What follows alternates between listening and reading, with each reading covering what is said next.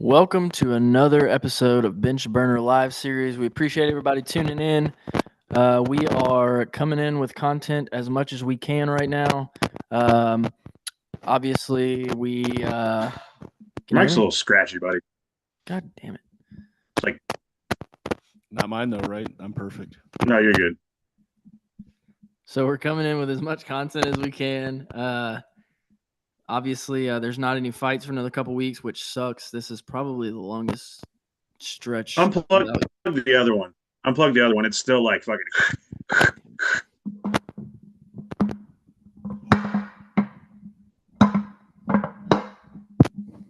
All right. Longest stretch of fights or of weeks without UFC fights that we've had in a pretty long time, if not ever. Maybe since they were pretty much only doing pay-per-views back in like the 2000s.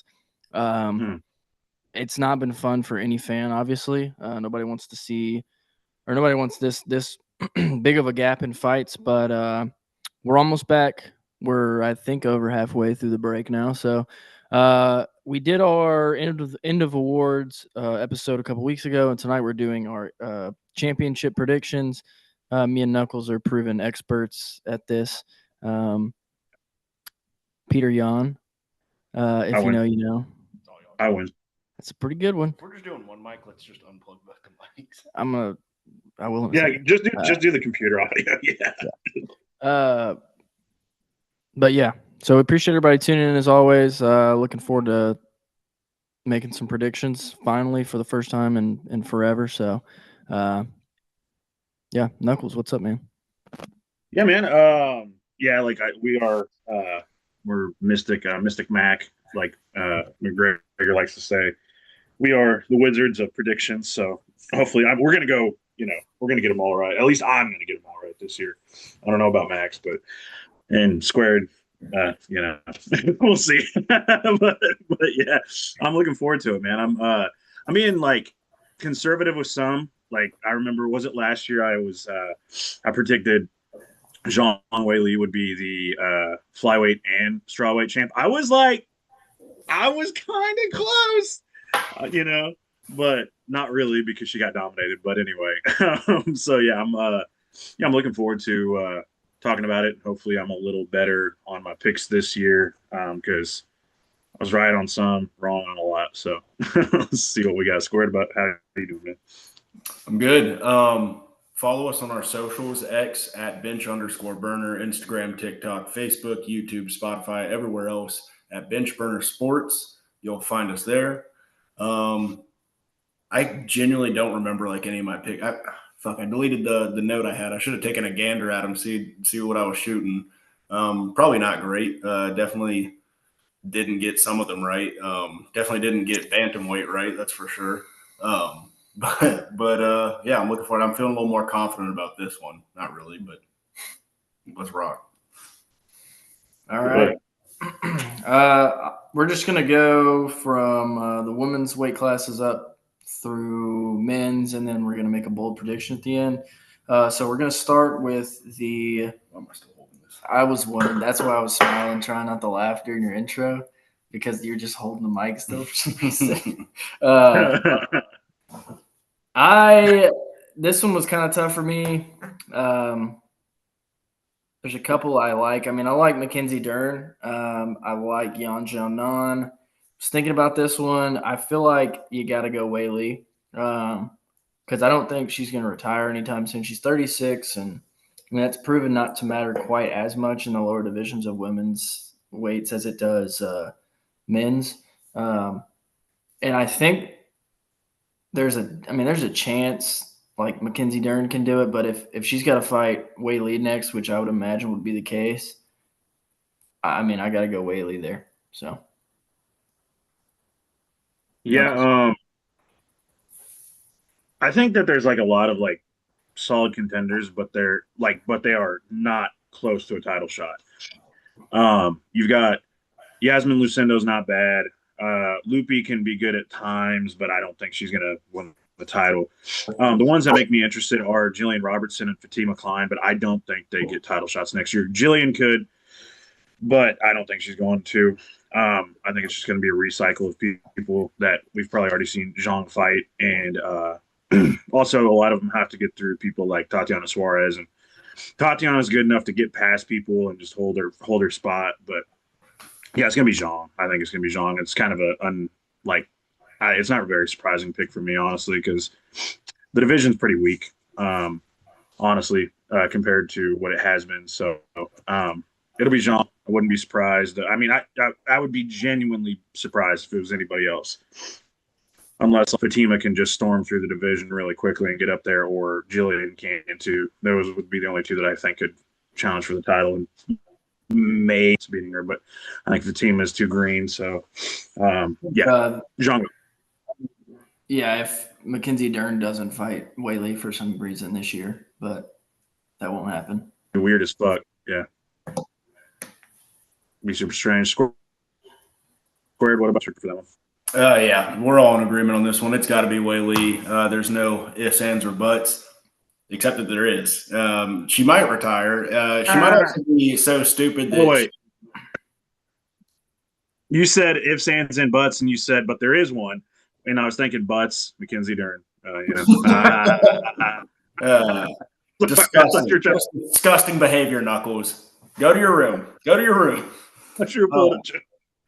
But yeah, I mean, she might retire. I'd rather her, honestly, love Weili, but I'd rather she retire than stay at 125. Because why would you do that? But she kind of left that kind of in the open in her last post-fight interview.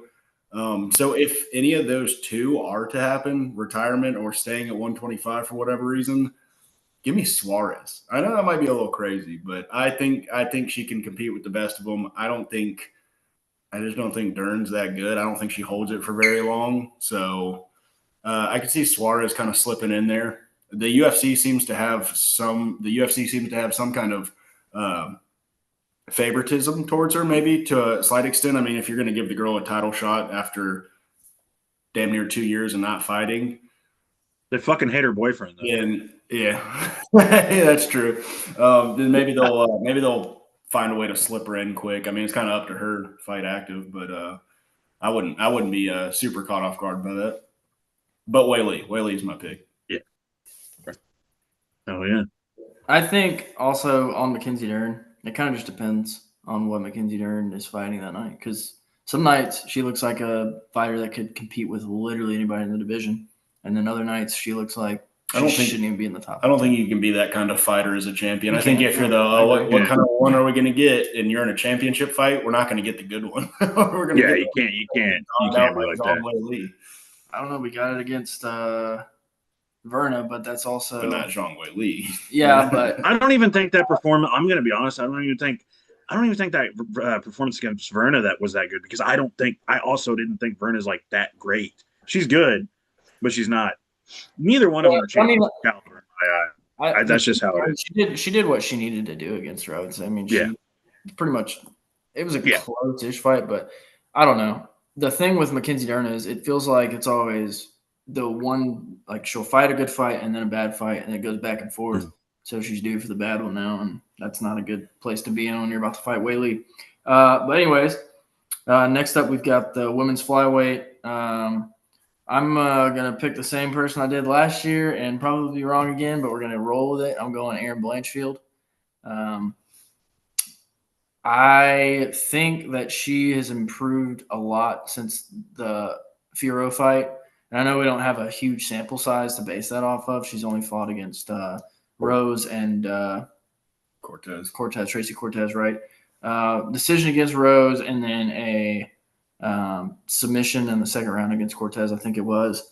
She looked pretty good in that fight too. Yeah, she looked good. And I mean, she was so young when she fought Fierro. And I mean, she's still so young, but I don't know. She's growing. I think she'll be more mature this year, obviously. I just can see a world where she gets in there, and not to take anything away from Val, but a lot of what she's been doing and successfully and winning, like how she's been winning fights, is grappling. And she can't do that against Erin Blanchfield. Let's just be honest. I know Erin Blanchfield can't strike, but Valentina Shevchenko, I don't like that look, Knuckles. She is not out wrestling Erin Blanchfield. It's not going to happen. Anyways, Knuckles, what do you got?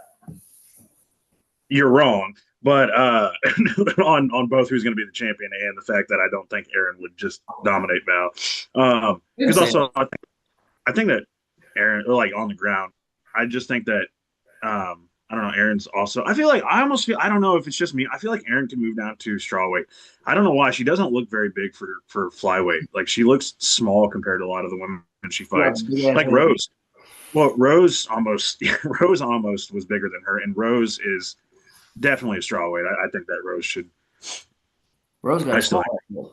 There you go. Yeah, well, I think Rose should consider going back down to strawweight. I think she could probably win the belt possibly, but Pedicus put his picks in the thing. He says Felipe Bunez for flyweight, Patchy Mix for bantamweight, Bogdan Grad for featherweight, Claudio Puelles for lightweight, Jake Matthews for welterweight, Andre Petrosky for middleweight, Tuco Tokos for light heavyweight, and Thomas Peterson, the Train, for fucking heavy. Pretty much a spoiler alert from my list. Damn. Fuck Take this episode out. Hell yeah, Pedicus. Love that, dude.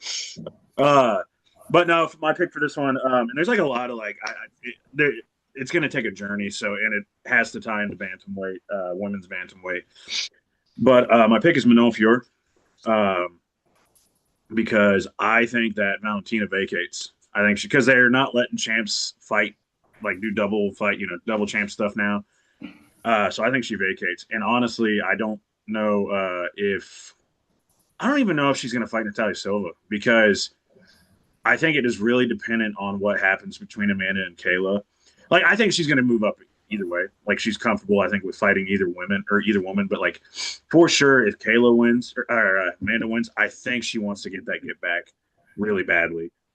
So I think she vacates, and I think by the end of the year, we'll see Manon fight probably Natalia Silva, and I think she's just going to be too big. She's going to be big sister. Manon also should be a bantamweight. She's fucking massive.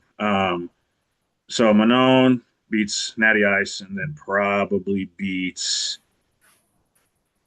Might do a Blanchfield rematch unless something crazy happens in the division, but and I think she beats Blanchfield again. So yeah, and I know she's old as shit, so I might be wrong because she is like 36 or something. Like they're almost 36, but she's good, dude. I can't stop denying her. She's good. I mean, Valentina's also old, and we're seeing what she's doing. So, and Valentina's been fighting since she was literally 16 or 15. So, yeah. But I'm going to go with Manon for my pick for flyweight, based on because Valentina's going to vacate. But Squared, what about you, man? Give me Natalia Silva. I think that Val is she's getting up there. You're right. She's either probably going to try to move up. She might even retire. I just don't think she's very interested in sticking around this division for too long. So there's potential for a vacancy belt. But I just think that Silva's going to break through. She looked incredible versus Grasso, just absolutely cooked her to the bone.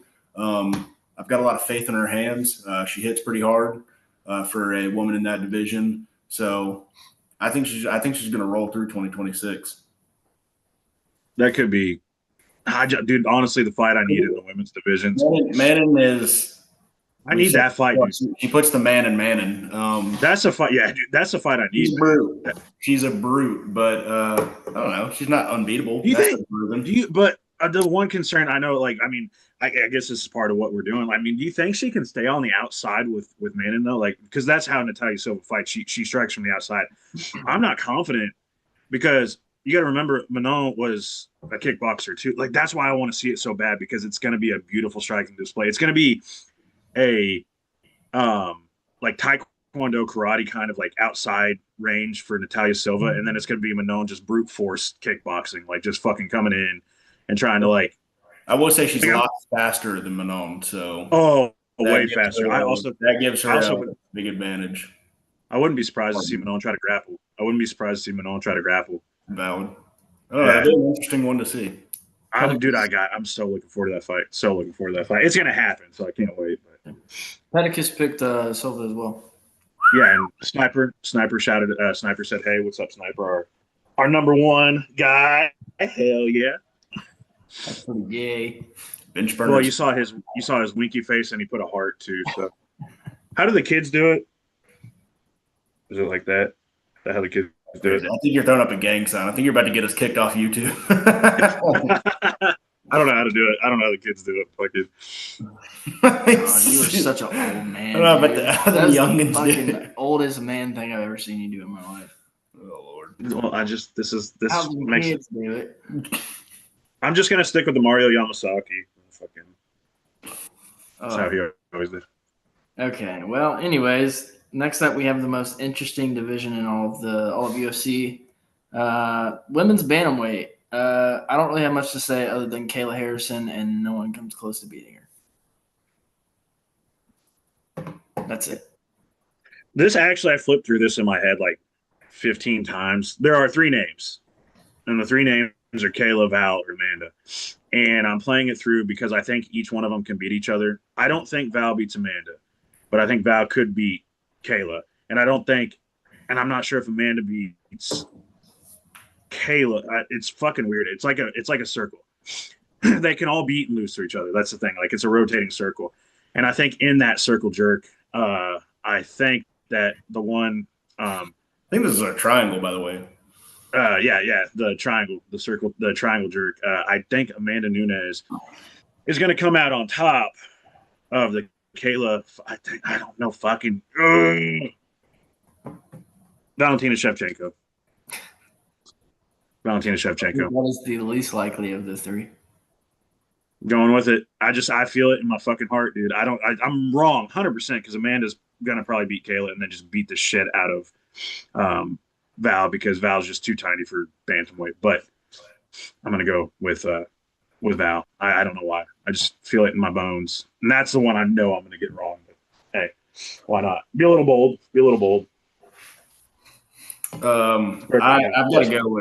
I got to go with Kayla on this one. I think that she beats Nunes. It's mainly the fact that Nunes has been out of it for 2 years now. She looks like a fucking brick house these days. I'm honestly more concerned about her making weight than Kayla, which is crazy, which is just insane. But I don't know, dude. There's got to be ring rust. She's been momming it up for the last 2 years. Respect, but that's I feel like that's not going to pay off in the fight. Kayla obviously is a brick house in her own right. Absolute look. She looks like the Lou Ferrigno Hulk. That's how she's built. That is an incredible shout. Yeah, she's the Lou Ferrigno Hulk. Incredible shout. Wow. And yeah, dude, I just don't see her winning this one. If it happened maybe even a year ago, I would maybe lean towards Amanda, but not this time.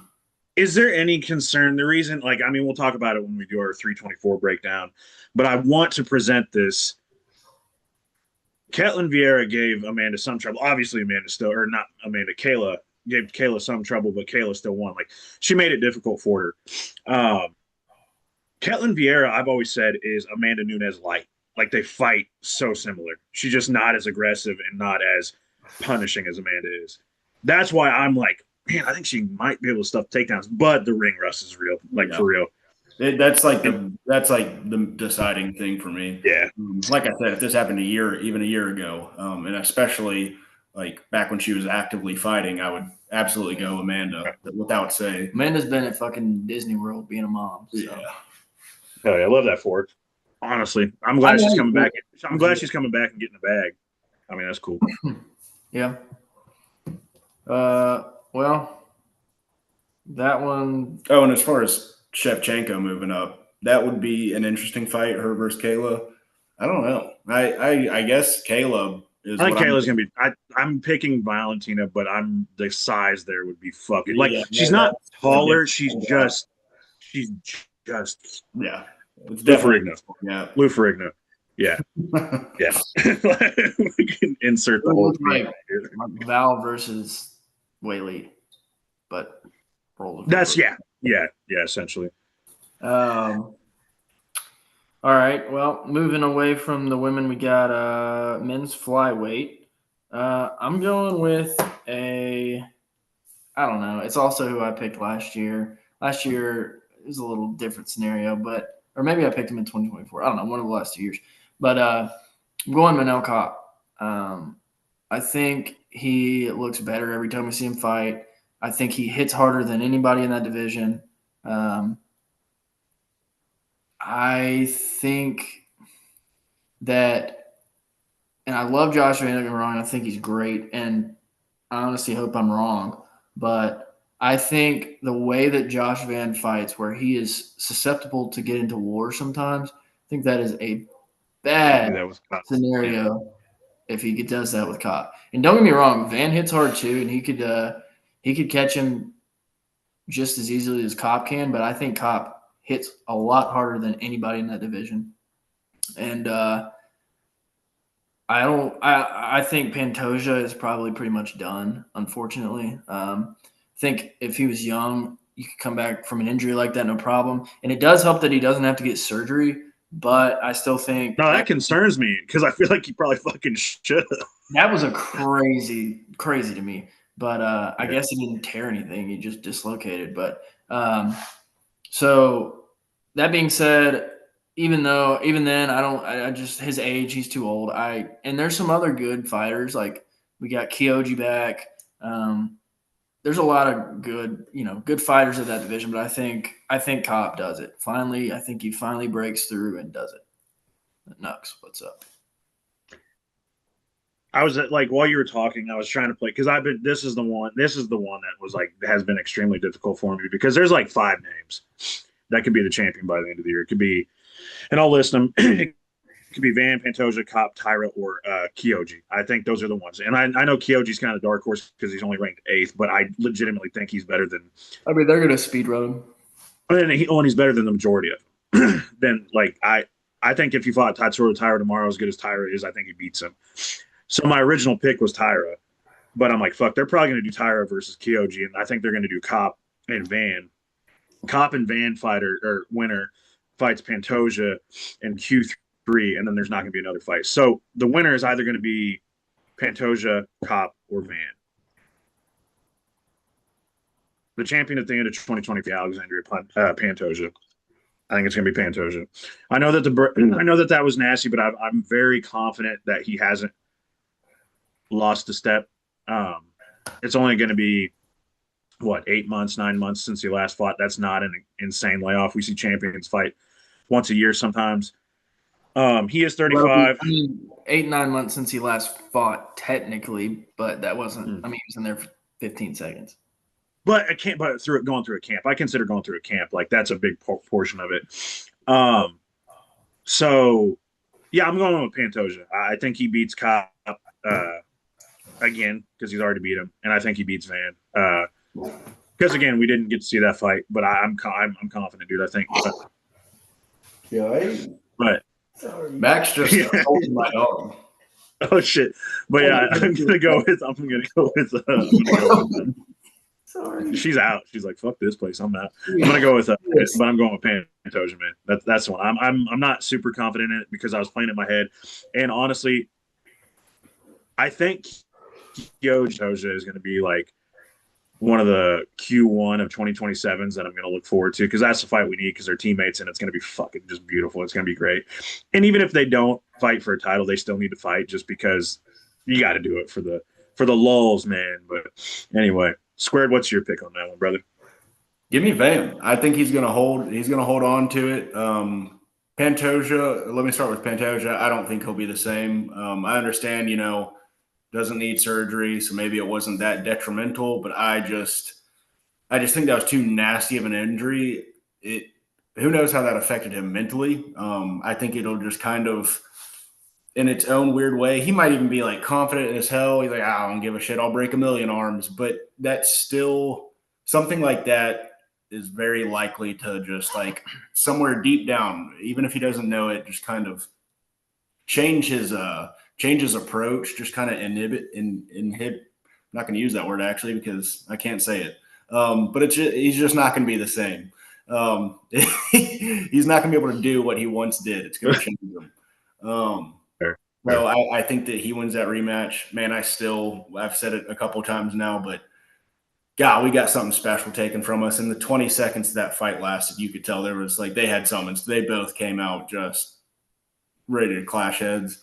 So that's sad. Well, then if they were going to an accidental headbutt, so like, but you don't want them to do that either. Valid. That is a very poor choice of words. Yeah, shut up. Cop, I think he's stupid and dumb and ugly, and I don't think he's ever going to be champion. You cannot trust that fat fuck to show up. insert, and at this point in time, we insert the meme of him calling everybody a certain word. Yeah. Yeah. Okay. Right, you reminded me he is kind of cool, actually. Oh yeah. I don't know.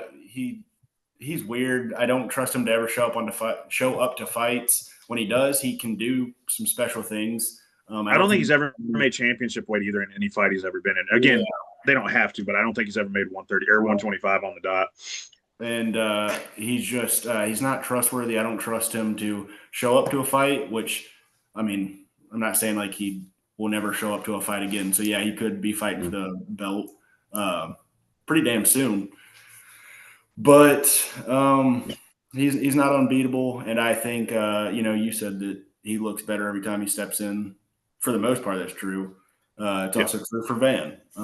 He's always looking better, and I don't know. I just expect that to continue. He's also like 20. He's like a fucking kindergartner, so he's got time. He's just constantly learning. Like that's I just expect that to continue with Van. I think he looks crisp next time we see him, whoever it might be against. And I think he'll round out the year still holding that belt. And also think about how many times. Now that I say that out loud, I can only think of one, but I'm sure I could think of more. But how many times we've seen people win belts in kind of ridiculous, weird ways that we disagreed with, whether it was an injury, a disqualification, Aljo. That's what I was thinking of right away. I know where you're going. A robbery for a couple people. That's actually probably the most of them is robberies. Robberies, and then continue to like just dominate and soar after they get the belt. And I kind of expect to do that case again.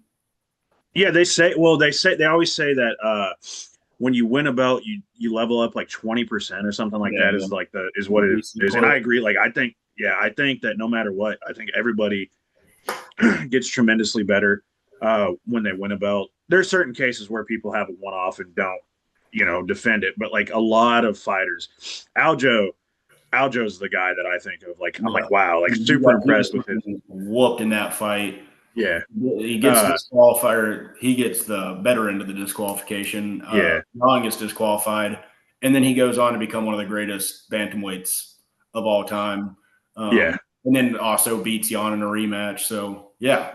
Well, there's people that say, as I said, people say Aljo's the go to the bantamweight division. I don't agree with it, but he's up there. He's definitely up there without a doubt. Yeah, I still go with Cruz, but so hold on. Chat is blowing up right now, so appreciate you guys. 4-ounce Sniper says he sum it up because it went away before I could read it. But to sum it up, he said that he hopes that Pantoja gets his flowers now. That even if he doesn't get his title back or whatever.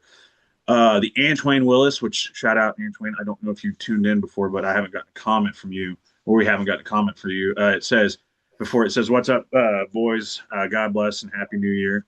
Appreciate it, brother. You too." Fu says Urseg next. What a fall off that guy said. Shout out Fu.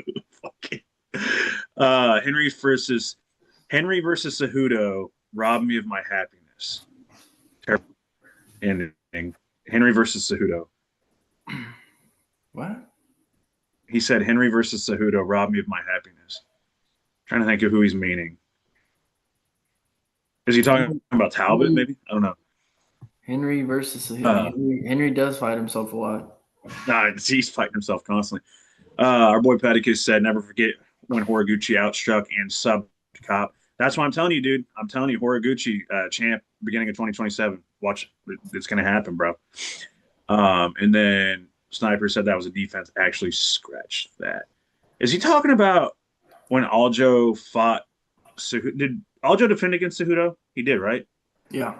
Yeah. No. Did he? They fought and Aljo won, but I don't know if that was for the title. No, that was after Aljo. Is who he's talking about. Yeah. Oh, Henry versus TJ. Yeah, I see that. That's what he said. Yeah. Fuck. Oh yeah, when he blitzed his ass. Yeah, yeah, I remember that. Didn't he knock him out like fucking record time or whatever? It was crazy. Was that fight? Because TJ dropped down and then EPO gate happened or whatever. Um, good shout. Good shout. Yeah. And Pedicus said Aljo did defend against Cejudo. I thought he did. I couldn't remember if it was after he lost or before he lost to Sugar. I lose track of time. That one was that the one in Boston or did Aljo? That was in no. Marab fought Henry in Boston, right? Fuck, I'm losing track. I'm trying to think of all the fights. I'm trying to burn a little time so Square can get back, but we can go ahead. He's back. Move on. Okay, we can move on to bantamweight. Cool. Bantamweight. This is gonna be dumb, but the train took me where I wanted to go this year, so we're riding Peter Yan again, baby. Peter Yan. He just said he's riding Peter Yan. He's riding a Peter. I apologize. That was out of line. I apologize if that was out of line. He said it like Trump. That was out of line. No, I am riding with you, bro. Let's jump on the Peter. Peter File for life. Peter File for life, dude. I'm saying, bro. 100%. 100%. We'll lock on this one. Give me Yan, but I will say this: something that intrigues me is ideas of like obviously fights like we got fights like Yan versus Umar. Some other guys climbing up. That's a good fight. That is a very good fight. One thing that intrigues me is like it's so hard to think of Yan not holding it because we saw how he fought the perfect fight against Marab, but that was the perfect fight against Marab. Is that the perfect fight against some of the guy Umar? Kinda. Possibly. The perfect fight against guys that we see climbing the division right now, whether they get a title shot this year or just sooner than later. But guys like Talbot, That's true. It'll be really interesting to see how much he's holding up skill wise. You know, Seems like O'Malley's retiring. So no. So I think the thing is, here's what I think. I don't think that Umar. I don't think he's going to find him because I think Piotr defends twice this year. And I think he fights Marab probably like June-ish, maybe May if we're lucky. And he defends and he beats Marab again. I'm picking him to beat him. And then Umar is going to fight. Who's he fighting? He's fighting Figgy. And Sean is going to beat Song. And they're going to fucking strap the Rockets back to Sean and be like, yeah, get in there. Because they want to see that. Everybody wants to see that rematch. Well, I want to see that rematch. It's pretty valid. I don't know if you guys saw it. Yeah. Sean is, this could totally contemplating retirement. Yeah, I don't believe it. He said if he wins or keeps losing, so it's kind of like, so I think he beats Song, and then I think he beats Song, and then they do the probably maybe MSG. That would be kind of a sick MSG fight, but Sean versus Piotr last half of the year. I think honestly, beautiful fight. 5 rounds of that. I think O'Malley realized that no one had talked about him for a couple weeks, so he just threw that out there. Well, no, people realized that tattoo is fake, so they had to. Which he did get on the back of his neck or something like that. Well, the front and the what back. Was it? Doing well. Yeah, it was some company that he said paid him millions of dollars, and he had like a fake big ass tattoo. You know how like the KSW or whatever promotion is, they fucking paint their body with sponsors. Yeah. He had a big forehead tattoo of like doing well on his forehead. That one was not real, but he does have a real one like right here, and then right on the back of his neck too. I mean, well, for a guy that's got it like fucking, face tattoos, and I don't think it's going to hurt him. He's also got a fucking 6ix9ine tattoo on his neck because of Tekashi 6ix9ine. Now that's a choice. What is the UFC going to do if like some fighter actually gets offered like some fat stacks to just get a massive tattoo of like the fucking Circle K logo on their chest right there? Like, hey, Justin Gaethje. Think about Justin Gaethje now. He's got the Hayabusa logo right there on his ribs or whatever, the eyes or what. I can't remember what brand that is. Most people don't even know that's a brand though. It just looks. I've also been watching since like forever, and I recognize that brand because Shogun Rua used to have the shorts that had the eyes on it. Yeah, that's That's an MMA brand. It might be Hayabusa. Hold on. You guys go ahead. Or wait, is it my pick? No, yeah, we already picked. We all picked fucking Piotr. Yeah, because I don't think Umar's going to get a title shot this year. I think if anybody beats him, it's Umar, but I also think it's a little early. It's Bad Boy. Bad Boy. I can remember. Yeah, Hayabusa is the one that's the samurai sword with the shit wrapped around it. Yeah. Yeah. Also, I would absolutely get Kroger tattooed all the way across my back, like they do with their last names, for like a shit ton of fuel points. Just putting that out there. Yeah. That would be. I'm just a guy on a podcast, but I don't know. It might help you out a little bit. It would help me out. Casey's rewards. I'll get a Casey's tattoo, the rooster. I'll do the rooster on my chest or something. You know, shout out. Give me some of those fuel saver points. Let's do it. All right. Next up, we've got lightweight. This one, or no, sorry. Featherweight. Yeah, featherweight. Featherweight, I'm not confident, but I'm going Diego Lopez. It's kind of tricky, though, the only reason I'm picking Diego is because I think he's fighting Volk early enough in 2026. I don't think he wins that fight, but then I think he fights again around the summer, wins a fight, and then I think he'll fight for the belt end of the year and win. That's kind of my thought process. So I'm going Diego. I think that other than Volk, I don't think anybody's going to beat him. I think you've got some guys that will compete with him. Obviously, Mosar's already beat him, but that was on like 4 days' notice or whatever it was. And he almost lost, or he almost beat him. So give me Diego. I think he's shown. Getting 3 title shots in like 18-month span would be fucking absolutely insane. I'm going to say that. That would be literally dog shit nuts, especially if he loses the first 2. But go ahead. Well, I mean, to be fair, this one is against the same guy. But I do understand what you're saying. I don't know. It'd be interesting.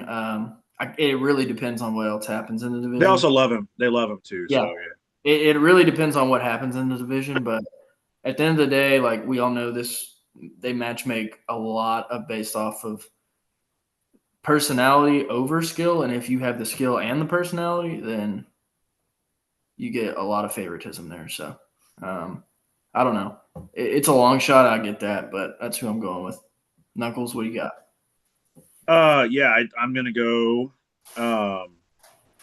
one you guys probably wouldn't pick, and you guys are probably going to laugh at me, but I'm going with Lerone Murphy. I think so. Volk said that he wants to defend the title and then defend it again and then try to go back up to lightweight again. We all know that's not happening. We all know. I think he's just saying that shit. There is nothing more perfect than him retiring in February, right, or whatever, in Australia. And I think that's what's going to happen. I think he's going to beat Diego, and I think he's going to retire for sure. If he loses, he'll retire. But I think if he retires too, and I think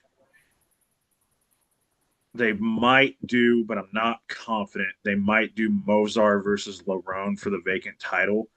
That would be like the worst, probably the most boring ass title fight we've ever seen in our lives. But I think that Lerone beats him, and then I think they might get another one in there, and it'll probably be like John Silva if he beats fucking Arnold, because they also love John Silva. I mean, I love John Silva. Not everybody does, but I do, and I think it'll be that. And I think Lerone.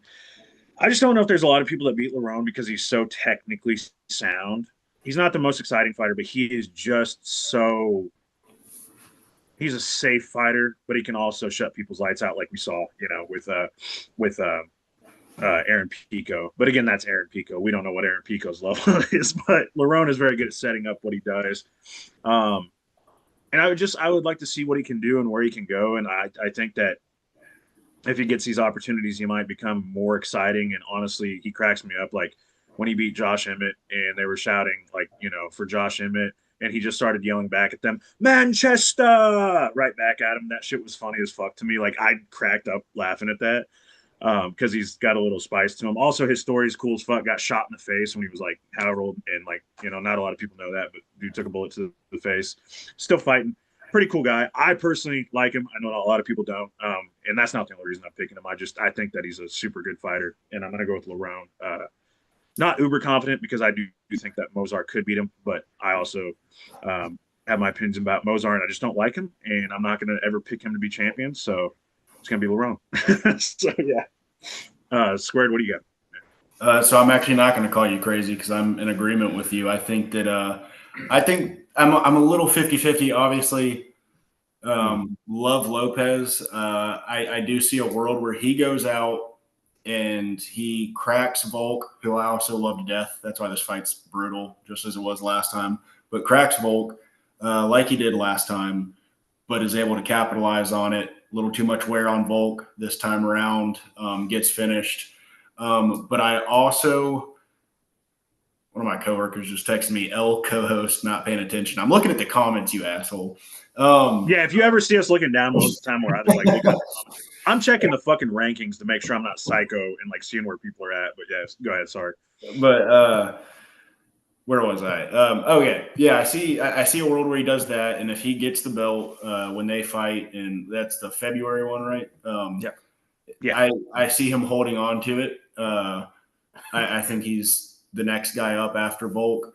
But if he loses, then what's very likely is he's going to have to sit out of the title shot picture for a minute. And I also do think that Volk will retire after that fight. Unfortunately, we won't get to see him fight against Murphy or Movsar, which I feel like would really just like solidify it. I've already got him there, but if he beat one of those two guys, that would be like, okay, there's no denying like absolute what is the saying? Stone. Featherweight go. I don't know. They put it in stone essentially. Go to the division, but they'll do a vacant, like you said, they'll do a vacant belt, and it'll be Movsar and it'll be Murphy, and I think the UFC will not be happy with themselves having led to that point. Those are just two guys that they don't want to give a title shot to. They set it up. It's their fucking. Yeah, no, they set this up. Yeah, they inadvertently, and that's what happens. You get two great fighters that do not lose, and you just try to avoid that. They're eventually going to be fighting each other for the title. We all know what they're going to do. Yair's going to get the fucking title shot. He's still number 3. Sign up for Isami. My thing is, it's the UFC. Would any of us really be that shocked if they gave Diego Lopez? Listen, would we really be that shocked if they gave Diego Lopez another title shot off of a Volk? Okay, so the UFC's poor and like really ridiculous decision making is going to come into play for a future title shot or future title thing that I've got set. So just letting you know, just stay tuned for that. It's going to come in. Diego Lopez losing to Volk and then getting another title shot immediately would be far from the craziest thing they've ever done. Oh yeah, no, they've done fucking way dumber shit. So, yeah, but I wouldn't. That's kind of cool. That I like our path, everybody's path on that. Okay, all right. Now lightweight for real this time. So mine. So hear me out. Well, you don't have to hear me. I don't care. But I'm going Patty, just because I don't think Ilya fights this year. Boo! I'm going Patty. Boo this man! Boo me. I don't care. Boo! I think I can see where he's coming from, though. Can't. No, I see it. I see it. I'm going with Patty because I don't think Ilya fights this year. That's pretty much the reason. If they were to fight, I would heavily lean Ilya. But that's kind of like one of my bold predictions is I don't think Ilya fights this year. So I'm going Patty. I think he has improved massively. I know our only sample size of that is Michael Chandler. I saw that eye roll. I don't give a fuck. Keep on doubting me because every time you doubt me lately, I usually get good results. But no, I'm going to go Patty. I think he looks better every time we see him. Could be totally wrong. But I just like, if I'm looking at the rankings, I mean, I don't think Charles is going to do it. Max Holloway very well could. That would be like, Charles and Max, I think, are like out of the title conversation for a little yeah. bit. I think the only of the old heads is what I'm saying. I think Max is the chance because even if Justin Gaethje beats Patty, I don't think he holds it for the year. Do you think that? So, are you saying that you don't think Charles could beat Patty? I don't think so. Where he is, I think Charles is done. I'm sorry. Um, I love Charles, but I just think he's done. And Where Daniel, Max, I am concerned for your mental well-being. okay. Um, Uh, and then Armin obviously is the obvious, you know, elephant in the room. Knuckles, what do you think? Armin, Armin, like what? What are you talking about? Patty Pimblett's going to be the fucking champion. Oh I know man, that you said there's a path. There's no path. None. Literally zero. I Any will. of those guys in the top, I would pick Armin Sarukian, Ilya Taporia, Charles Oliveira, Max Holloway. I would probably fucking pick Mateusz Gamrot to possibly beat him. I'd pick Benoit Saint Denis. I would pick. Hang on, let me go through a fucking list. I might even pick Manuel Torres to beat him. Patty is good, but he has fought fucking dog shit old fighters. Dog shit old fighters. You put Michael Chandler up against Faraz Ziem tomorrow, and I promise you Faraz Ziem beats him. So here's what I'm sorry, I just had to say that. Oh my god, I can't believe you fucking said Patty. That is, I'm sorry, Max. That's the most dog shit take you've had in years. We'll see. No, We'll it's see. not, Max. It's not even going to be close to Patty because Patty's going to get knocked the fuck out in January. He's gonna go to Betty by Land in January, or this January, yeah, in a couple weeks. But the person that's going to win is Armin Sarukian because this is what's going to happen is Ilya's going to fight in like June-ish against because apparently I guess his court date went really good today, so he's going to fight like June-ish against Justin. He's going to kill Justin, and then Armin is going to fight whoever and win. And then Armin's going to come in there and prove why he's the best lightweight in the world, and he's going to show why Ilya's grappling. He says that Ilya says he's got the best grappling in the world, and he has a grappling base. Armin's a better grappler, and he's going to show why, and he's going to submit Ilya Taporia at the end of 2026 to retain the championship or to become the champion and prove that he's the best lightweight in the world. Armin Sarukian is going to be the champion at the end of 2026. That Patty take is fucking insane. Squared, what do you got? For me, it's simply Ilya. Ilya's going to hold true. It's kind of crazy that I'm the only person picking Ilya, if you think about it. But I was going to go with Ilya, but yeah. For starters, if he's not doesn't fight again for the rest of the year, I don't think they're going to strip him. So there's a wrench in your thing. You think they're going to strip him if he doesn't fight? Didn't he vacate? Lightweight? I thought he vacated. No, they're doing interim. It's an interim. Shit. Okay. Well, that kind of changes things. It's been too long since the UFC. That's why I was wondering, like, where you were going with. Like, they're gonna give him a lot of grace, even if he doesn't fight. If he does fight again, he is coming back with the strength of a divorced dad. It's gonna be like, you ever seen that Sam Hyde clip where he's practicing his boxing match and he is like, "I'm now about to hit you with the with the strength of 5,000 angry Chinese men," and just like box the fuck out of it. It's gonna be that.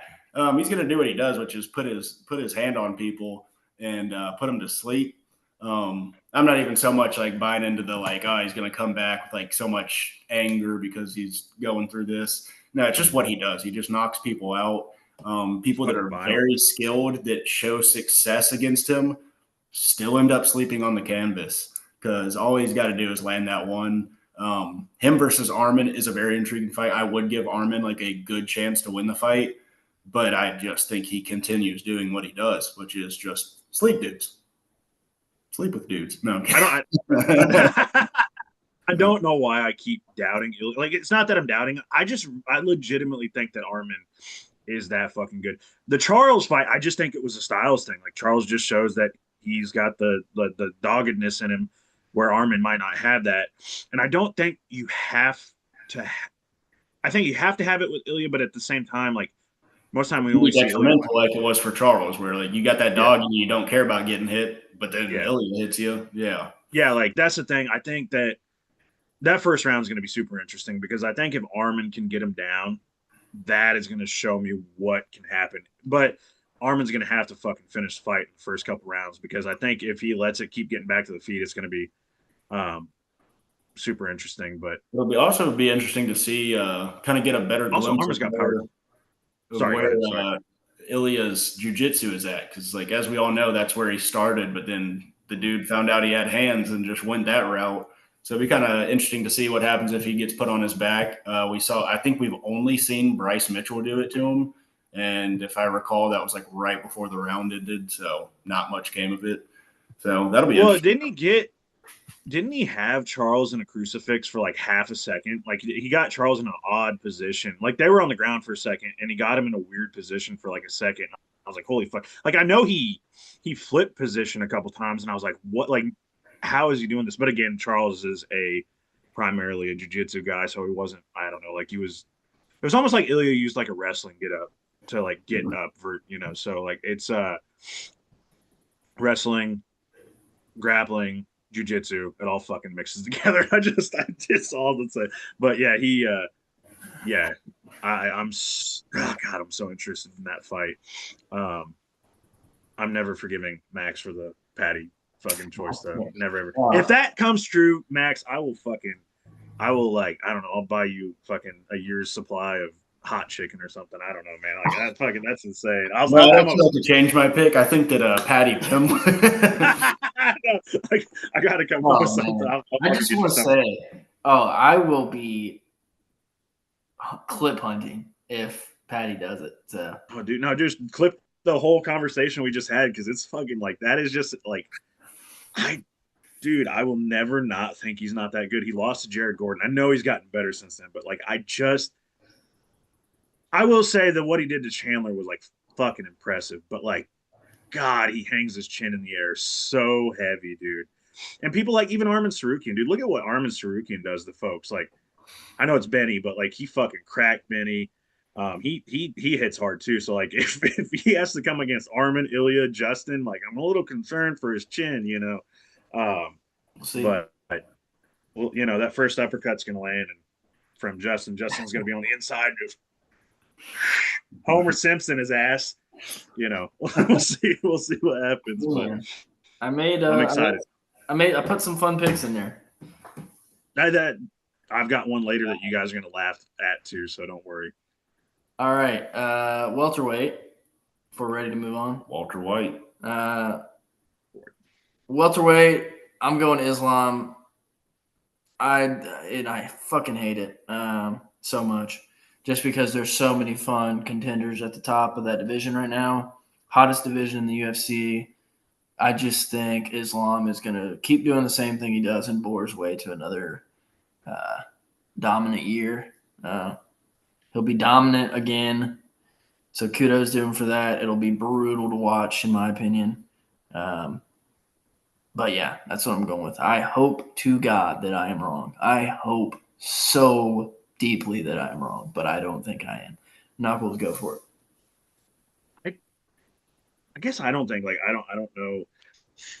I don't find Islam as boring as everybody. Obviously the fight against JDM was fucking awfully boring, but I think like he tries to find finishes, but I think he has his moments, but I think he has fun fights when the other fighter makes it fun, in my opinion. I also worry that with Hanato Moicano didn't make that fun. Sorry, go ahead. Sorry, Squared. What did you say? I was kind of interrupting, but I was just going to say, also going off what Max was saying, I think that with bigger fighters at 170, we're going to see a little bit more of him putting on performances like that. Yeah. I mean, why would he take the risk of like even giving JDM a chance on the feet? I get it. It just sucks to watch. I'm fucking stuck between two fighters, and I've got to make a choice right now. Oh, and it's not the champion. It's not Islam. Neil Magny. Just say it. We know.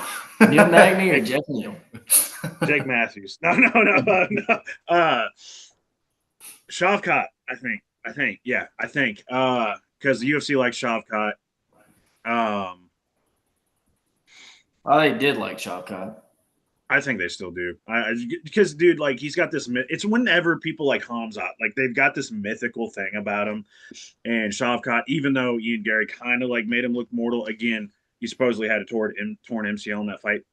We'll see. I mean, he did fight differently than he normally fights. He's a little more not I mean, Ian reckless, Gary's not but a he's bad fighter a either, little more. as much as Yeah. he's hateable. Pedicus said Chidi ain't Chukwani. He said Chidi for sure. That's what it is. So, yeah. Yeah, I think Shavkat, it just depends on the fights that happen because good God almighty, we all know, and it's unfortunate, but Usman's going to get the fucking championship fight, which is the most dumb shit, dog shit. And that's why I hate the UFC sometimes because they just do the stupidest shit that nobody wants to see, but Dana wants to see it because he has this hard on thinking that Usman's the greatest welterweight of all time. Sorry, Dana, but get the fuck out of here. So because Ali Abdelaziz has some sort of never mind, I can't say that. That'll get me demonetized. Or not demonetized, it'll get us just kicked off YouTube. But no, he has some nefarious connections that I'm assuming holds over the UFC in some sense of the word. And for some reason gets his fighters all the fights, and he's the manager of both, and Dana loves him. So it'll be Usman fighting Islam. Islam will defend against him. Shavkat will probably come back and fight Michael Morales, even though Michael probably deserves the fight over anybody right now. Ian Gary will get the shaft because Dana hates cucks. And even though Ian probably also deserves to fight Michael Morales, I'm just playing it out in my head. So I think that Shavkat beats Michael Morales. Not super confident because Morales is way better than what I thought he was. But I'd say Shavkat beats him. And then Shavkat gets the title shot at the end of the year against Islam. And that'll be Islam's last song and dance. That'll be because he doesn't have a whole lot more to prove. He's already won. He's the arguable greatest lightweight of all time because he's got 4 defenses. And then if he gets, two title defenses at welterweight, you're in the conversation for probably top 10 greatest ever, top 15 greatest ever. And yeah, and so he'll probably take that shot against Shavkat unless the UFC's oh, we want Islam to look good, and they might give it against Ian or somebody's easier for Islam to beat. But I think Shavkat's going to get it, and I think Shavkat's going to beat him.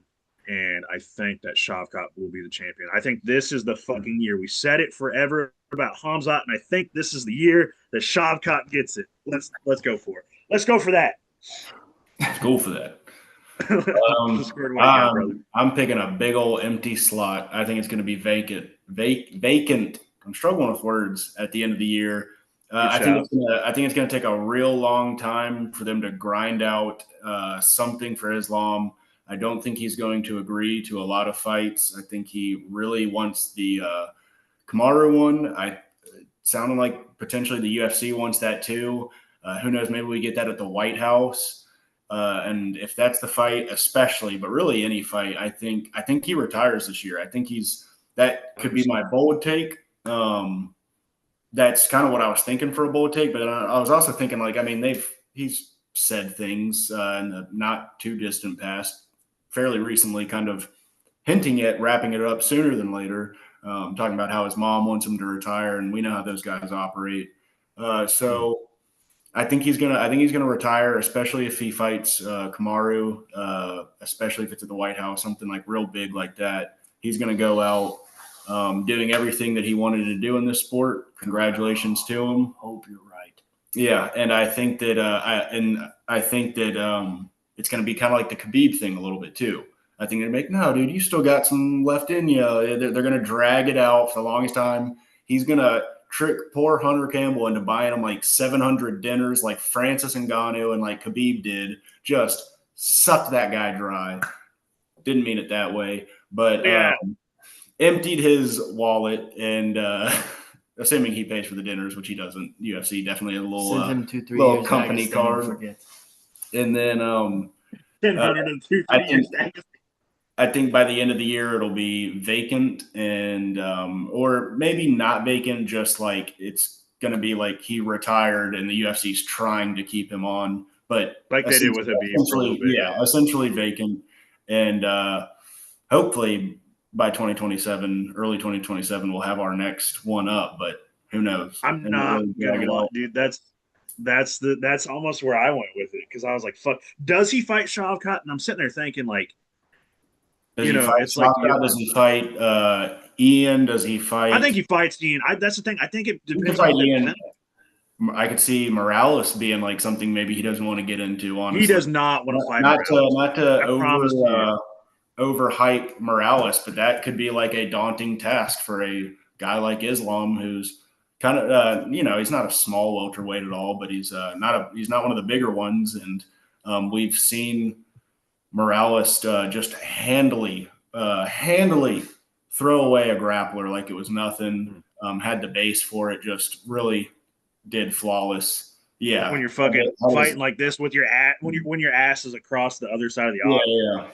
Yeah. How are you going to get in on those hips? Like, I don't think at the very least, not to say that Islam's like scared of those guys at all, but just at the very least, I don't think that those ones interest him, knowing that there's a lot of risk to those fights.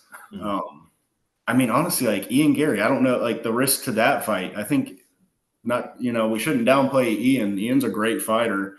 I think even a fight like that might just be like for Islam, risk to reward. I just don't think it interests him. Would probably be pretty good, but I don't think it interests him. Like I think he's confident. Like I'm confident. I think that he could beat Ian. Now Ian gets better with every fight, but I'm confident currently that he beats him. But at the same time, like I think Islam looks at that fight and is like, what do I get out of that? That's like, kind of what I'm saying. Risk to reward. Yeah. The only thing that he gets out of that is that he's fucking. It's literally like Timu version of Habib and Connor. Like that's I guess that's like what you get out of it. Connor might be in the crowd. That'd be the dude.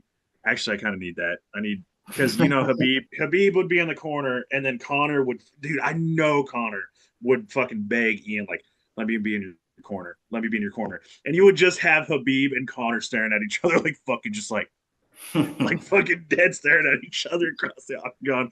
Connor might throw something. I don't think they would, but also I don't think the UFC would ever let that happen. I don't think they'll ever let those two. Plus, everybody knows this, but Ian Gary, he's kind of removed himself from Ireland, I feel like, so much. Oh, yeah. He's more Brazilian. He's more Brazilian. He's also, I think, ever since, Connor's had his troubles, he's kind of removed himself from Connor, too. Like, he used to be like, oh, I love Connor, what he's done for Ireland, all that bullshit. But he's also, you got to think he's dude, you can't tell me he wouldn't. Yeah, I could also see Connor being like, fucking put me in there, and he just folds. Yeah, dude. I could see Connor legitimately being like, dude, I'll fucking throw $200,000 your way. Let me be in your corner. Like, just for promotional reasons. Like, let me do it. I'll bang your wife. He's like, I'll bang your wife for you. All right, say, hey, D will sit in the fucking cuck chair this time because she obviously has in the past, apparently, because she does not give a fuck about Connor banging other. Sorry, D. Sorry, I forgot Connor found God. Yeah, we are getting carried away. Sorry about Also, I was just thinking about Dagestanis. I need to change my lightweight pick to John Pork. John Pork is going to be the champion in 2020. Welterweight's.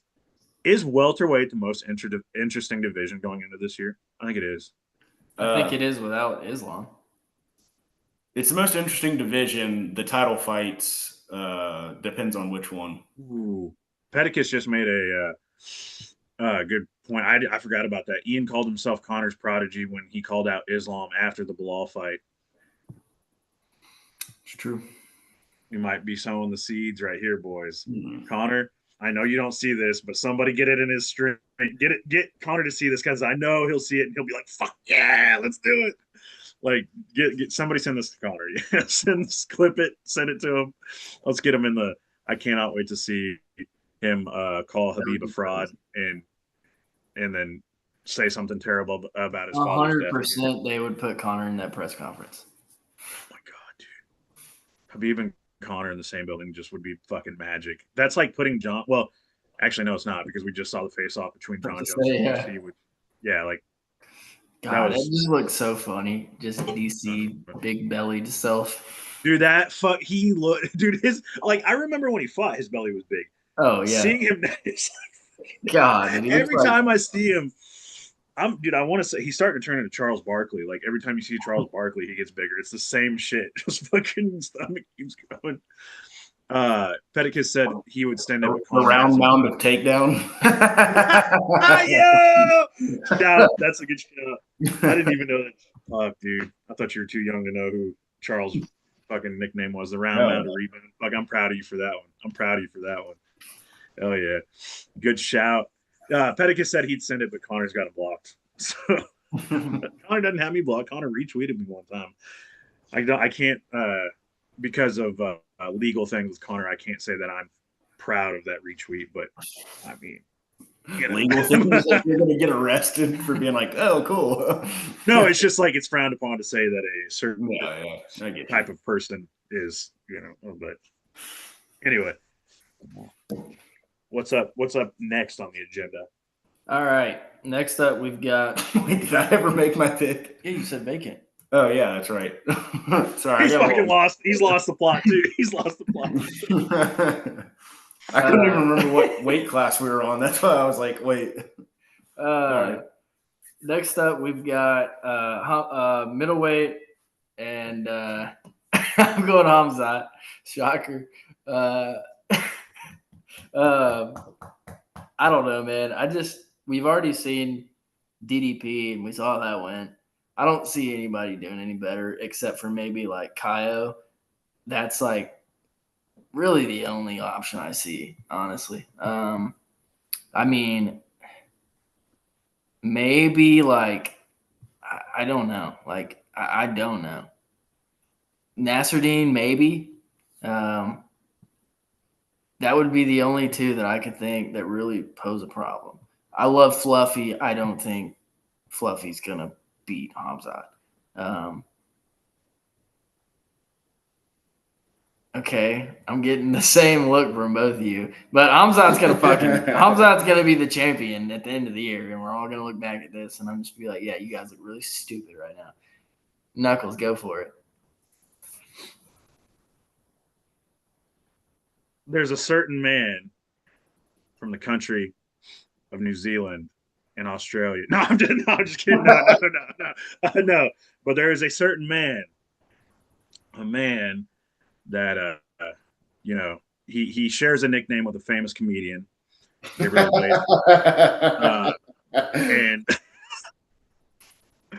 And I'm just gonna say it, dude.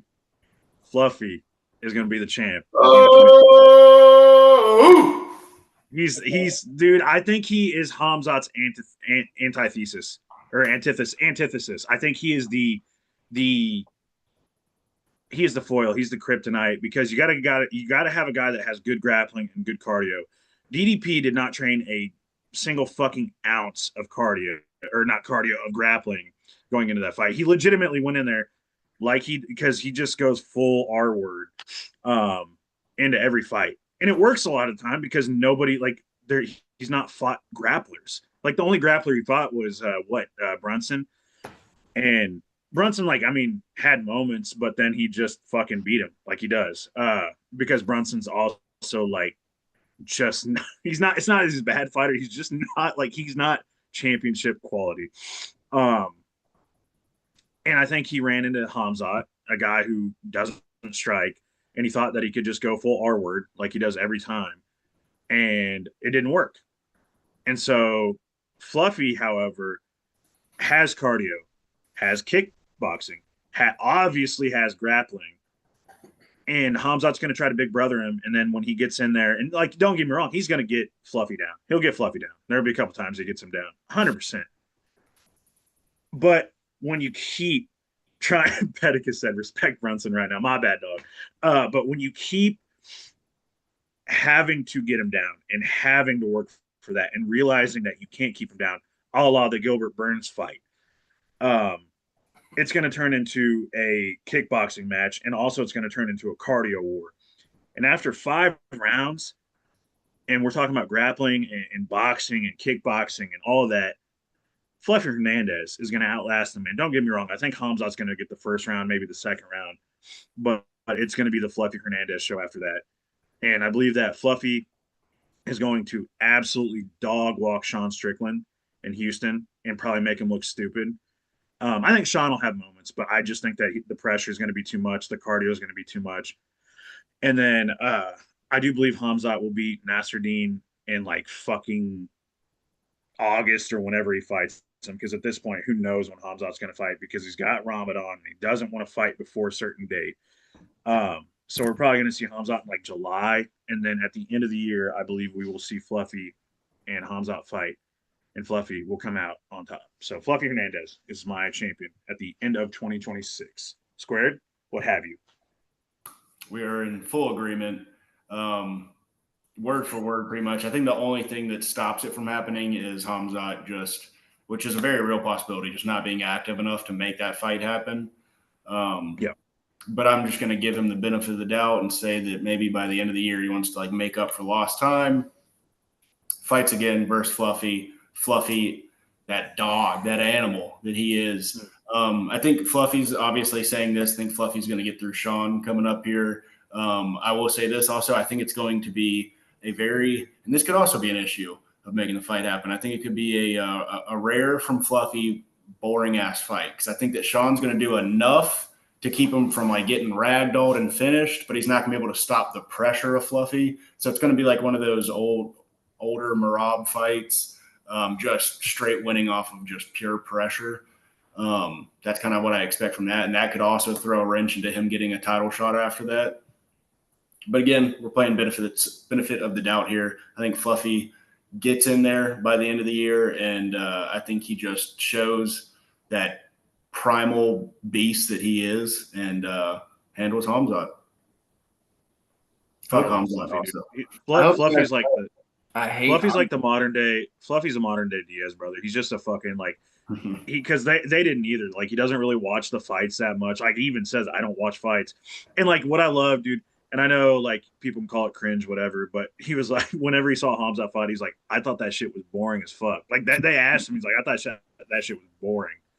And that like because he tries to be an exciting fight. So what the one boring fight we've had from him in the past little while is the Brendan Allen fight, and he had like what a fucking broken rib or something going into that fight, so it's kind of understandable. And he's still also shout out Brendan Allen, looking improved and stuff. You could can't wait for them to set up I think they're gonna do DDP and Brendan Allen. And I think Brendan Allen's gonna find himself in the fucking deep waters, like unless he gets him down like Hamzat did. But like I'm looking forward to that fight too because I think DDP is gonna like just start throwing shit, and Brendan's gonna be like, "Oh shit," and he's gonna be fuck. Also, like really super. Actually, I am gonna say this too. I'm super interested to see how Imavov fights Hamzat because I'm like not gonna lie, he's one of the most improved fighters of the last like 3 or 4 years compared to where he was. Like look at the Sean fight and then look at where he was against Izzy. It's like not even remotely the same fighter, like not even fucking close. He has improved tremendously, but they just announced Grasso's fighting Macy Barber. Good fight to make. Yeah. I kind of would have put maybe Macy in a. What do we got? What are the options? But more importantly, Chitty versus Carlos Leal. More importantly. Ooh, that's going to be violent as shit. Somebody's getting knocked out in a goofy fashion.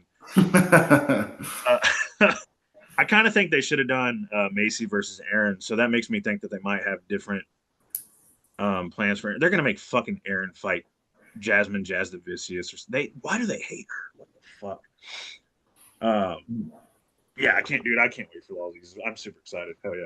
Also, Pedicus said that he thought the Allen fight was awesome because you don't see 185ers scrambling like that often. I also agree, but your casual audience would say it's boring. I thought it was fun because there was a lot of scrambles, but I also expected Fluffy to dog walk him, and he didn't. But that was just because he was injured. But I also just realized I sent the wrong link to the group messages. I looked and I was like, that's not the right thumbnail. No, that's not the right link at all, actually. Cool. Are we ready for the next class? Let's do it, dude. Sweet. All right. Next up, we've got. Or is it? Oh, did you put the wrong thumbnail? Oh, you put the wrong thumbnail.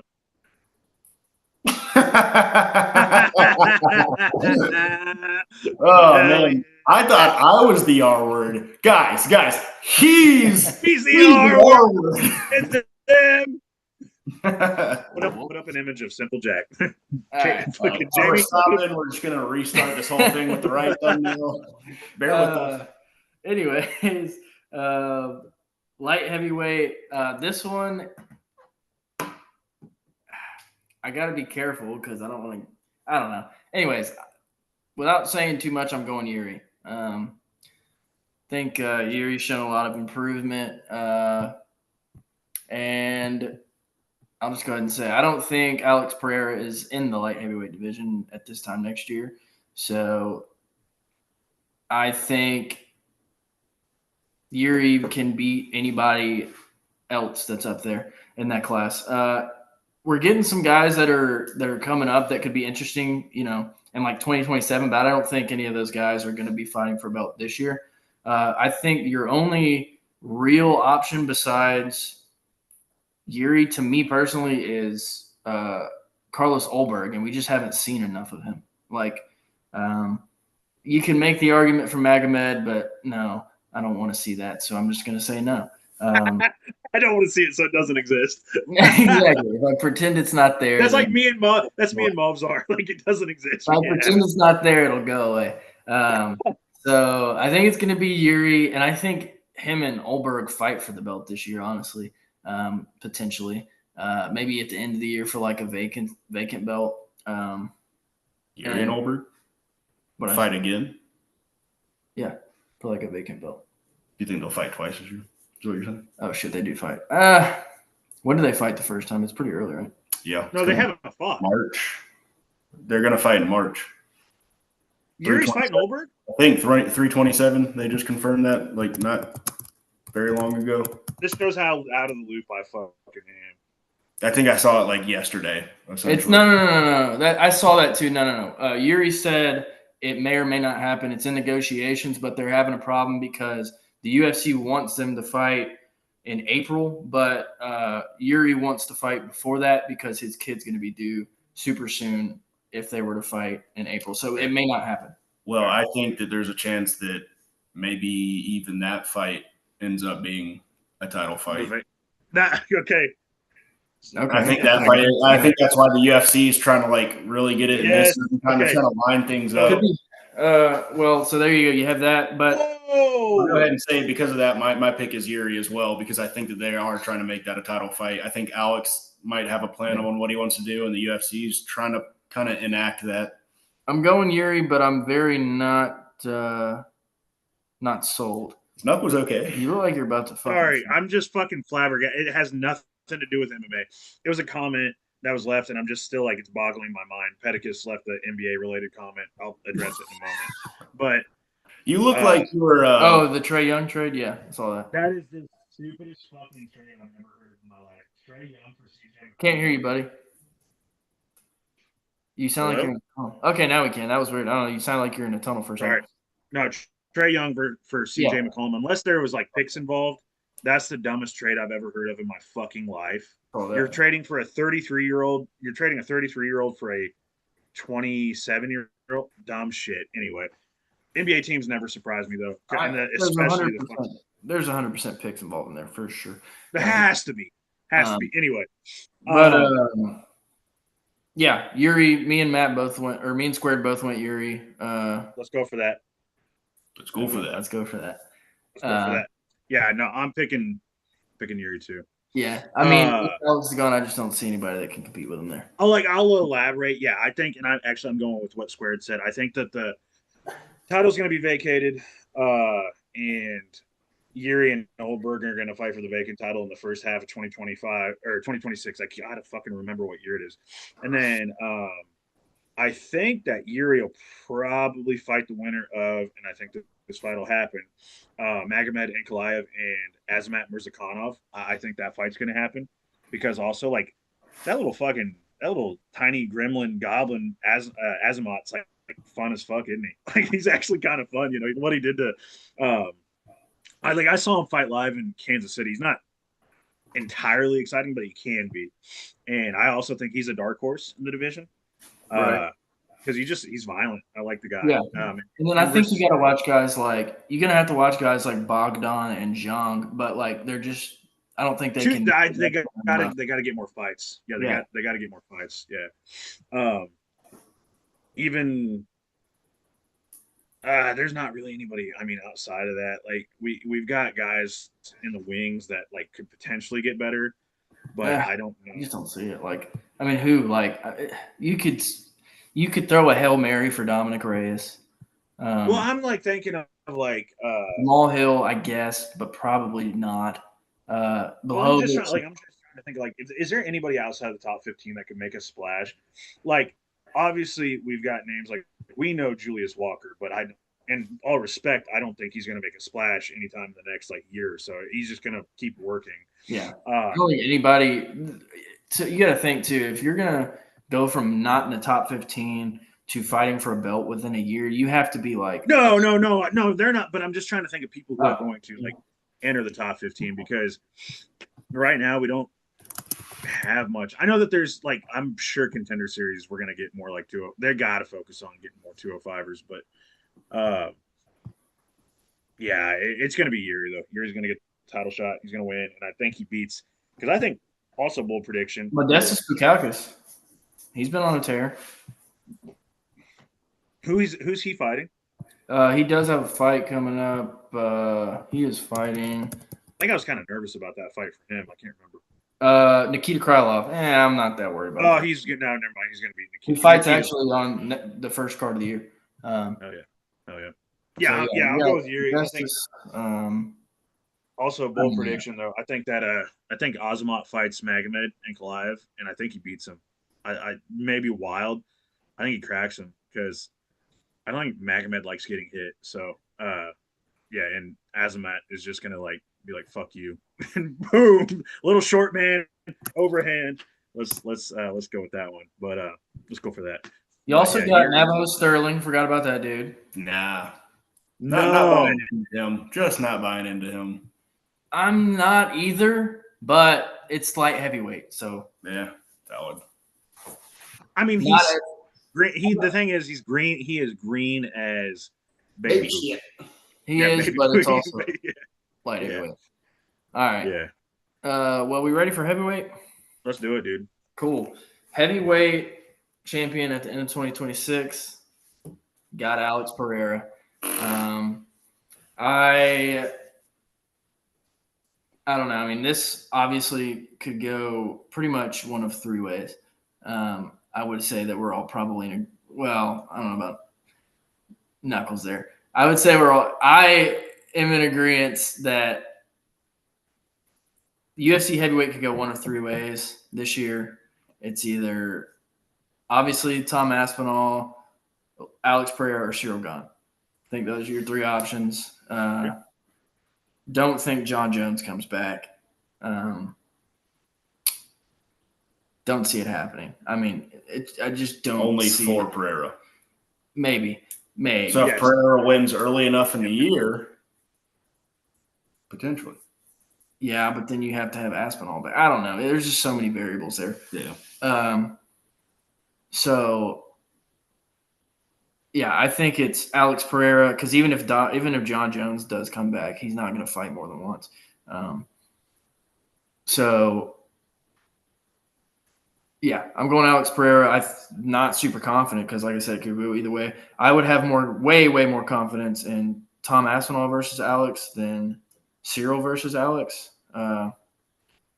just because Aspinall has the grappling, and Cyril Gane, he's a great striker, but he's also proven he can get chinned. So I think you put yourself in that position against Alex Pereira, and you don't get back up how he has in the past or recovered how he has in the past. So, yeah, give me Alex Pereira. Very well could be Tom Aspinall. So I love them both, so I would be happy with either. Knuckles, what do you think? So mine kind of ties into my bold prediction for the year. So it's Alex Pereira. Caveats. caveats. Tom Aspinall, this is one part of a multi-part, I guess, bold prediction. Tom Aspinall will be stripped of his heavyweight title because Dana White fucking hates him. Hates him. So I think what is he's going to gotten happen? over the disdain. I think he hates his dad. I don't think he I don't think he likes him. No, I think he hates his dad, and I think that's enough for Dana White. Yeah, and so, and dude, that's you guys. You don't realize, like on the surface, Dana might look like he's over something. Dana holds grudges for fucking. I've seen it forever. Like in the years I've watched this fucking sport, like he's hated Randy Couture for it's like 30 years at this point. But I think that he still comments on every video Tito being a dumbass and being like, "That's my boy." Yeah, so I think what happens is we get later into the year and everybody's like, "What the fuck is going on with the heavyweight division?" Tom is gonna still like be having shit with his eyes going on and stuff, and I'm not saying that's fake and it's not real. I legitimately think he has shit going on with that. He's had surgery and stuff, and it's gonna take a while to heal. And Dana's gonna be like, "Okay, we have to move on." I think that Pereira is going to fight John Jones at the White House. I think it happens.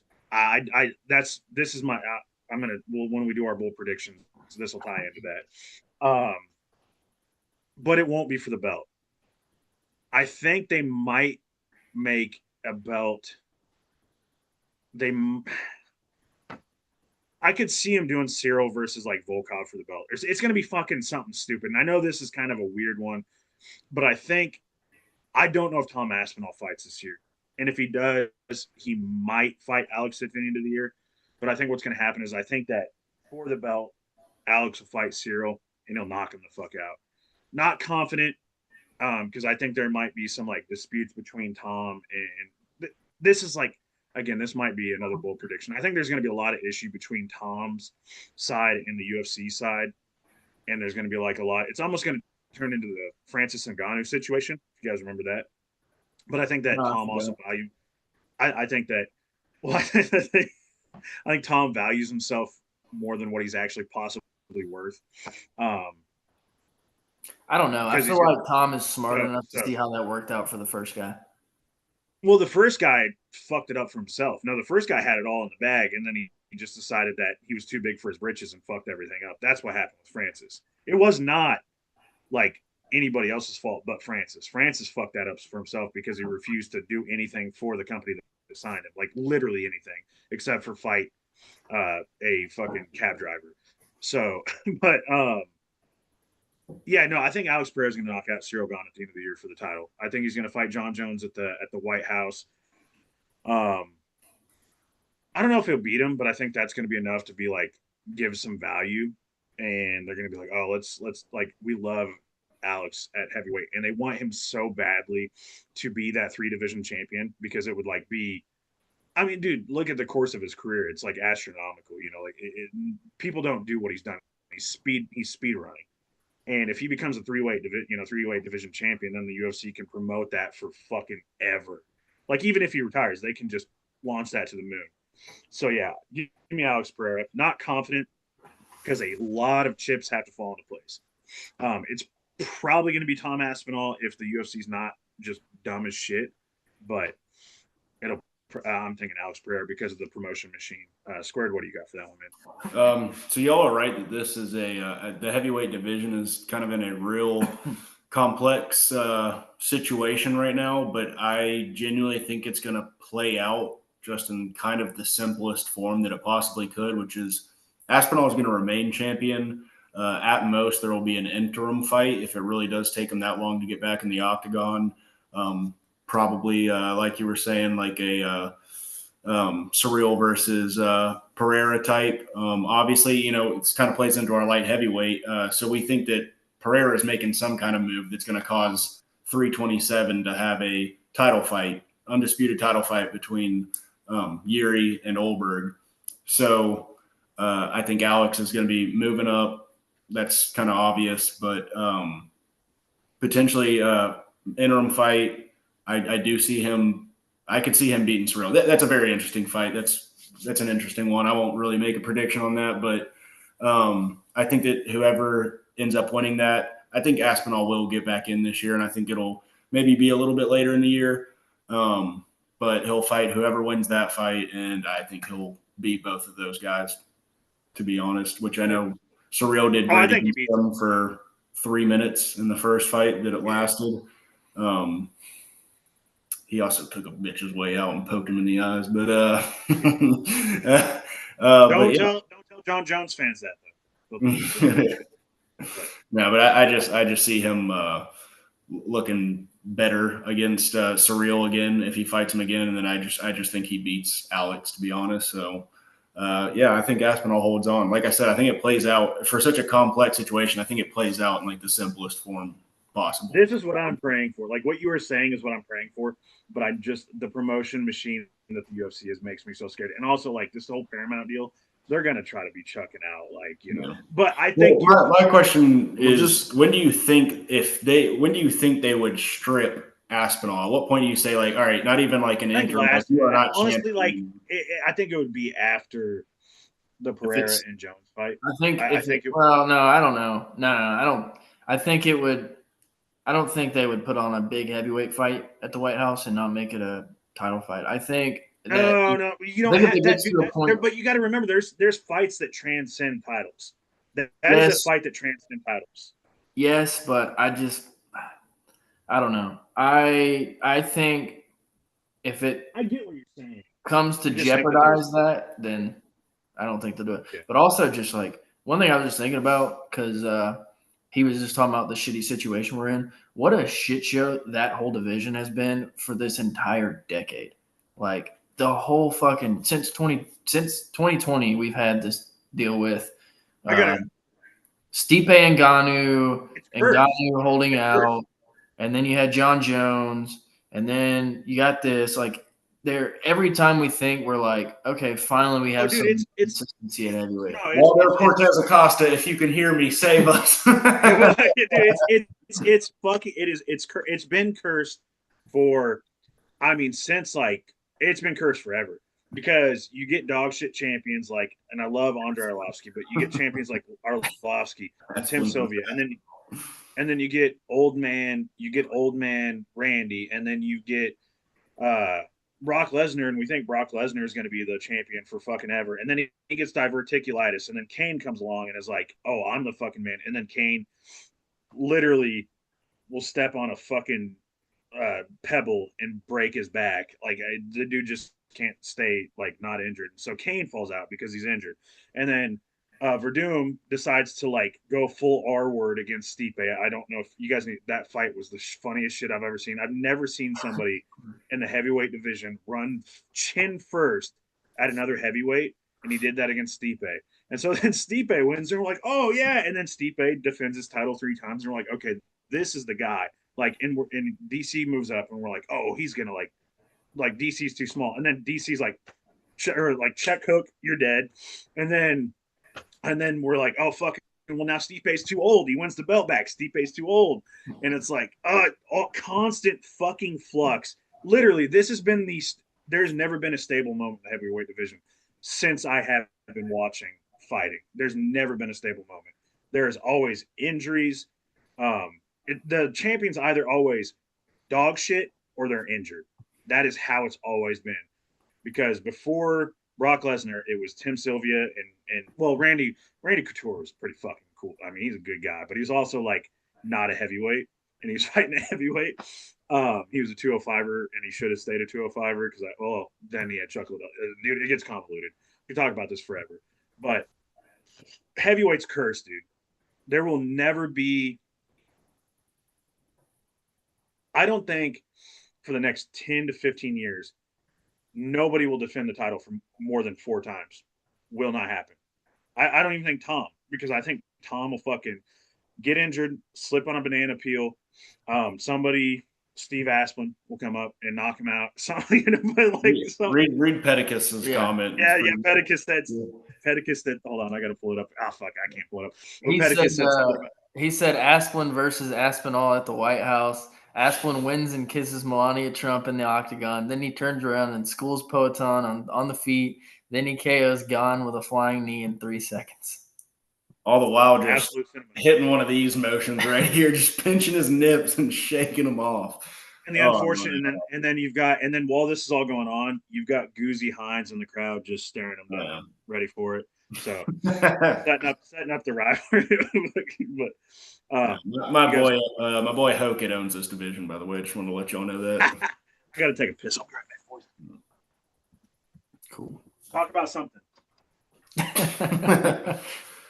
So how was work today? Yeah, no, I don't know. Hopefully they fucking figure that heavyweight shit out. I mean, honestly, like, not to just defend them or anything, but I would hate to be in like the UFC shoes trying to figure all that shit out for the last like 6 years. That's got to be just a fucking headache. I would not trust John Jones though. I just wouldn't. No, they're not doing that. And then like what? That's another thing. Like they could do the interim. Like if they needed to do an interim, it would so easily be John Jones versus Pereira at the White House. Easy fight to make. Perfect fight to make. That could be an interim headliner. But then he's not going to fight. He's got too much Jones. Jones fight could win. Fight. Well, Jones could also win, and then he wouldn't fight after that. So that's just another of the list of reasons the UFC wouldn't make that happen. And then I don't know. I don't see John Jones coming back. I see him coming back for Peloton only. And then I don't know. All right. Well, difficult sitch. Bold prediction time. Are we ready? I'm ready. Yeah, let's do it. All right. Well, I've got a bummer of a bold prediction, and it kind of puts a damper The on UFC closes. It's They go out of business. It's kind of just shreds the entire conversation we've been having for the last 5 minutes. But my bold prediction is that the White House card does not happen. I thought about that one, but no, it's gonna happen. I don't think so, man. I've kind of like been. I've been thinking. And it's a bold prediction, but just thinking about it, like they don't have anything really concrete yet. They just keep talking about it. They don't have. I think they're keeping a lot of secrets. Right I'm not talking about like fights. I'm talking about like logistics. Like the logistics of a fight at the White House has to be fucking crazy. Those have to be secrets. You have to have you have to have clearance for so many. Yeah, it's gonna be a bunch of rich assholes in the crowd. Not talking about the crowd. I'm talking about the fighters, the corners. You're gonna have to have like so much. You're gonna be in the Oval Office. Are you gonna let me finish my bold prediction? No. They're gonna have so many hurdles to jump, and with all the like just hyper political shit going on right now, I just don't see it. I don't know. I could be wrong, and I hope I'm wrong. I don't think Dana gives a shit, and I don't think Trump gives a shit. I think it's just fucked up my prediction. I think it's just gonna be. It's gonna be too much of a hurdle, and I think they go back on it. I don't know if it's a last second thing or we find out in a couple months, and I hope I'm wrong. That'd be pretty badass. And again, this is a bold prediction, so like I'm not confident that it'll happen, but I don't think I have a hunch that the White House card isn't going to be a thing. The way I see it happening is it's going to happen. It's going to be crazy. It's going to be kind of everything they're saying. They're really going to go all out for this. It's part of the America's 250. Well, there's going to be like no crowd though. The crowd's going to be weird, but they're going to make up for it with it's going to be like the Sphere sort of. There's just going to be like crazy visuals. There's not going to be a giant screen, but there's going to be like just crazy shit going on, and it's going to be like very grandiose. And it could potentially, as Pedicus said, it could potentially not be as big as it was planned to be. I don't think it'll be due to a lack of trying. It just might not play out as well. Well, you got to remember, Trump said there was going to be like a lot of fighters like afterwards being like, "Man, that sucked." Like, our locker room was not a locker room. Did you hear where they're supposed to? Fighters are not going to enjoy it. That's going to be my hot take on that. Not even. Did you hear where they're supposedly their walkout and where they're getting ready is in the White House? That's that's insane to me. How big? Okay, question: that ballroom that he built, is it like I want to look up the dimensions because I have a feeling if it's big enough, the fights could take place in that fucking ballroom. Legitimately, that ballroom he built. I think that might be where the fight actually happens, where it could happen. Because again, Trump tore down like half the fucking East Wing or whatever for that ballroom. It's not going to be done till like shortly before 2029. It's not built yet. Oh shit! I didn't know it was going to take that long. Okay, they just now tore the other thing down. So, oh fucking hell! I thought they were Trump's Mister. I'm gonna get shit done quick. I thought it was gonna be done already. I don't know. Anyway, okay. They're scheduling it. They don't even have a plan. It's like scheduled to be done sometime before 2020. So I'm wondering, like, maybe they'll do it right where the East Wing's supposed to, like they're saving that space or something. Or the ballroom. Pedicus said that his bold prediction is Jamal Pogues gets a Fortnite skin this year. Gets his own Fortnite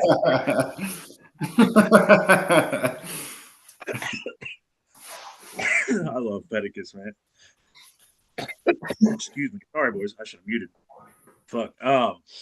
My bold prediction, the prediction that you said, which like I have been thinking about, but I think like Square said, I think they'll get it done. But my bold prediction is the rest of the card is going to be probably fucking dog shit.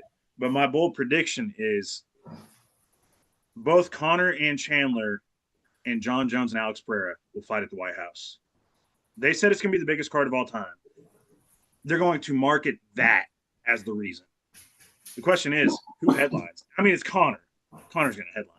But how's Jon Jones going to take that? You know? So, my bold prediction. I don't know if it happens. Like, again, I'm not confident. But that's the type of fight that I feel like Donald Trump, he'd see that and he'd be like, hell yeah. Because those are names that Donald Trump knows. Because Donald Trump also said that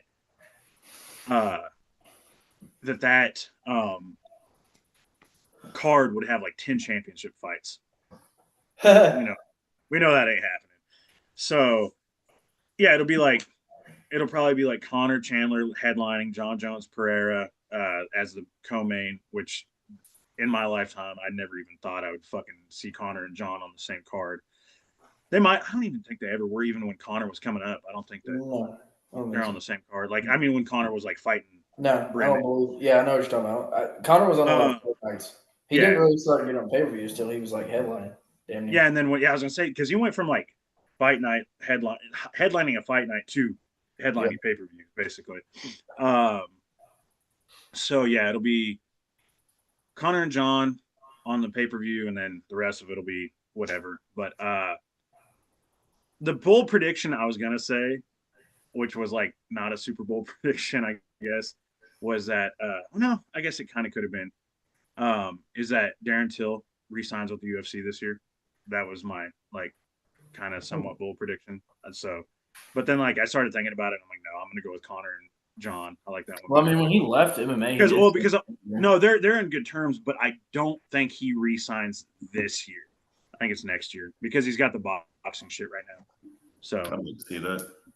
But Squared, I want to hear your bold prediction, buddy. My bold prediction is in the year 2026 in the UFC, we will, and like y'all said, not confident in this. I think that's the point of a bold prediction. It's just throwing something out there. It's like I think we might see this. Open scoring in the UFC. It's going to happen by the end of the year. I think there's going to be some controversies, and it's going to kind of become a subject. We all know how Helwani loves to push that one. And I think he might be successful in this stride. And I think we just kind of start to, and it's always been a conversation, is clarity from the judges. What the fuck were you thinking? Making this, giving a 10-9 here. Why was that a 10? We've always been asking for that. We want press conferences with judges explaining themselves after. And I think maybe we just make a step in that direction, sort of, and get open scoring. I've always been partial to it, like I can see the benefits. I can also see where it could push a fighter to cruise around where if they think they're ahead, but at the same time, it's going to give the other guy in certain fights. Sometimes guys are fighting and they know they're getting their ass whooped by the 5th round and it doesn't make a difference. They continue to get their ass whooped, but you are going to see a lot of fights where the guy's like, oh shit, like it's now or never. I got to do it this round. You're going to see him step up. The other guy's not going to have the option to cruise. I think there could be a lot of benefits from I it. think it's good in theory, like you're saying, but I think the first part of what you said is going to carry more weight. I think that those are the fights where a guy's he's down 4 rounds or down 2 rounds and he knows it. Yeah, but that happens so often already, where the corner's like, you have to finish him. You have to finish. Yeah, him. exactly. So because they don't do open shit, scoring and now doesn't yes, change it. Exactly. Now it changes it. It's not a negative. The only person it really changes it for is the person winning. Now they're just going to. That guy knows he's winning. He probably, but he doesn't know for sure. Now he knows. But okay, so in both ways, here's the thing. In both ways, it affects it. It affects it positively and negatively because here's what's going to happen. I'm all for the press conferences, but I don't know. So here's what. Okay, actually, I don't even know if it's negative. So if open scoring, they're going to the third round. One guy's up 2 rounds to none. The guy that's up 2 rounds to none is going to play it safe. The other guy knows he's down 2 rounds. He's going to go out there like a bat out of fucking hell. But we see that all the time where that does not happen. And they know. And it's not going to change that. That's just going to be the thing. So it's not going to be a positive impact on those fights. Some dog shit third round. But I think at the same time though, the fights where it's going to make a difference is the fights where where neither fighters are sure because it's been a close fight. So they're going to find out and then they're going to approach it differently. It's not going to be the guy who already knows he's up 2 rounds versus the guy who knows he's down 2 rounds. Yeah. If the guy who's down 2 rounds isn't going hard in the motherfucking paint in the third round, he's not going to do it either way. That's okay. I'll use an example of somebody. I'll use an example of somebody who went just fucking ballistic after he knew he had no chance. Was Drew Dober against Kyle Prepelic, right? That point was taken, and Drew was like, "I've got to fucking go." There was like 2 minutes left. He said, "I got to fucking go." It was literally like 30 seconds later, Kyle Prepelic was fucking TKO'd. Okay, That's Drew Dober. Drew Dober is a fucking different. That's not a good example. I also heard that Prepelic's 23andMe came back and Dober saw that 0.1% and said, "You know what this is." That's what while Prepelic was taking the break from the point deduction and didn't get kicked in the nuts or something. Dober was corner was like, "Hey bro, his ancestry came back, bro." And Dober was like locked in, just fucking ready to go. No. I mean, I think it will affect some fighters. I think it'll affect some fighters. There are fighters when they are down 2 rounds and they know they're down 2 rounds, they just don't. They fucking accept defeat. That's just how some fighters are. They don't continue trying to do anything. But I think we'll see more moments of fighters realizing this is it. I have to do something. A reason that I don't think it's going to happen is because a lot of the promotions you see that happen in are overseas. And it's going to be a nightmare with the commissions. I could see that. I could see it being just not – because the commissions have so much pull in how the shit works here. I just don't know. I don't know. Obviously, I don't know how that would work between the two, but I just see that being a thing that the commissions wouldn't allow. I've got another. And they are just fucking the most corrupt organization ever, and what they say goes. So I've got another bold prediction. Refs still will not take fucking points for eye pokes and nut kicks. There's my bold prediction. Is that how bold is that? I know they said that they were changing. Not a bold prediction, I think, but no, it's not. No, it's not a bold prediction. It was a. We saw. I'm not gonna say we saw a fluidity of improvement, but we saw some flashes of improvement towards the end of the year this year. There were a couple. Yeah, when was it? Yeah. Huh? Who was it? Wasn't it? Old fucking Herb. Didn't Herb take a point after one? Yeah. Yes, Herb did, and then there was two other ones in the last couple months of the year where they actually did it. What's his name? Rich Mitchell or whatever. That guy. Yeah. He's fucking good. Yeah. The newer dude, right? Yeah. He did not take no shit. I think it was one of the later cards of the year. But I'll tell you I'll tell you one ref that fell off really bad this year. Well, two. Well, One ref has fallen off for like the last 2 years. That's Jason Herzog. I don't know what the fuck has happened to Jason Herzog. Well, he doesn't Harry Mack. I mean, listen. he'll tell you what he thinks. There's a lot of speculation and shit there, but if you look, he doesn't ref the end of the year. No, I'm not even talking about that. I'm just talking about like his fucking. He just kind of turned dog shit. Yeah. It used to be my favorite, but also like solid. yeah. He's not under investigation though. I mean, he wouldn't be He wouldn't be suing the dude if he was under investigation. No, but the last 2 cards of the year, yes. The last 2 cards of the year, Mark Smith like took a fucking nosedive. Like he used to be pretty like. He wasn't good and he wasn't great. Like he wasn't great and he wasn't bad. He was just kind of good. And then the last 2 cards, he just took a massive nosedive on the last 2 cards of the year. I don't know what happened to him too. There is one ref who I can say who is mostly consistent. He has his moments, but that's Mark Goddard. I think he's the best ref in the game right now. I like. He doesn't ref a ton. Old Southern dude, Buffalo. Kerry Hatley. Please. I like Kerry. Kerry Hatley. Gentlemen, are you ready? Do you remember the Bobby Green fight with fucking Jalen Turner? Now tell me you think Kerry Hatley's a good That's ref. One fight. Other than that, true. Yeah, true. I feel like he's the really bulky short guy. I just love seeing him on the screen. I know you're talking about. Not Keith Peterson, but no. Gene, is it Gene? He's an absolute muscle ball. I just remember we were cracking up. I think it was when Teixeira or somebody that was like tall as hell won on Contender Series, and he was the ref, and he tried to pick their arm up, and he was just like holding it like straight out over his head, like holding it up as high as he could. Gary Copeland? Yeah. Gary Copeland. Yeah. Love seeing that guy. Makes me so, especially in a heavyweight fight. That is the funniest shit. Dude, there's one ref, dude. I still think to this day my favorite ref of all time. He just doesn't ref anymore because he got into a lot of legal trouble. Is Josh Rosenthal. Fucking super good ref, but he hasn't reffed since like. You know who we haven't seen like at all lately that I've kind of noticed is Chris Tognoni. Yeah, because he's fucking dude. He might be the worst ref. He's so bad. Remember when he fucking after old boy got knocked the fuck out? And he's like, I'm kind of worried when you hit your head. Like. Looked over at his coach like, did y'all see that? Like, yeah, dude. Yeah. He's like, y'all see how his head bounced off his head? I know. Fuck? Matt Schnell. He gets a lot of hate. I don't mind Beltran as much as a lot of. I just hate when he like gets all macho man. Yes. Don't make me enforce the rules. Yes. Yeah, don't make me do my job. He's annoying for sure, but I think he's a good ref. Like. As far as the rules go, he's a good ref. He's just annoying. But, I mean, he wants to make it about him sometimes.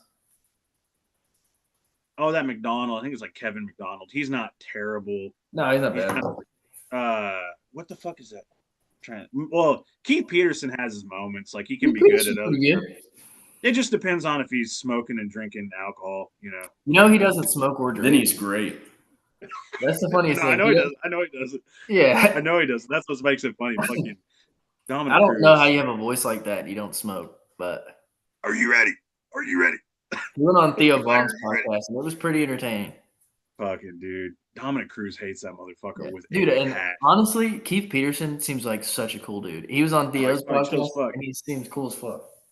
It's also like crazy how much weight he lost too. I remember when he was a little short, pudgy bastard. He looked like he looked like Bobby Hill. He kind of still looks like a skinny Bobby Hill. But like he has a lot, dude. He looks like it's kind of like I know it's probably healthy, but he looks dangerously skinny. It's kind of scary. Yeah, he looks like fucking Ariana Grande.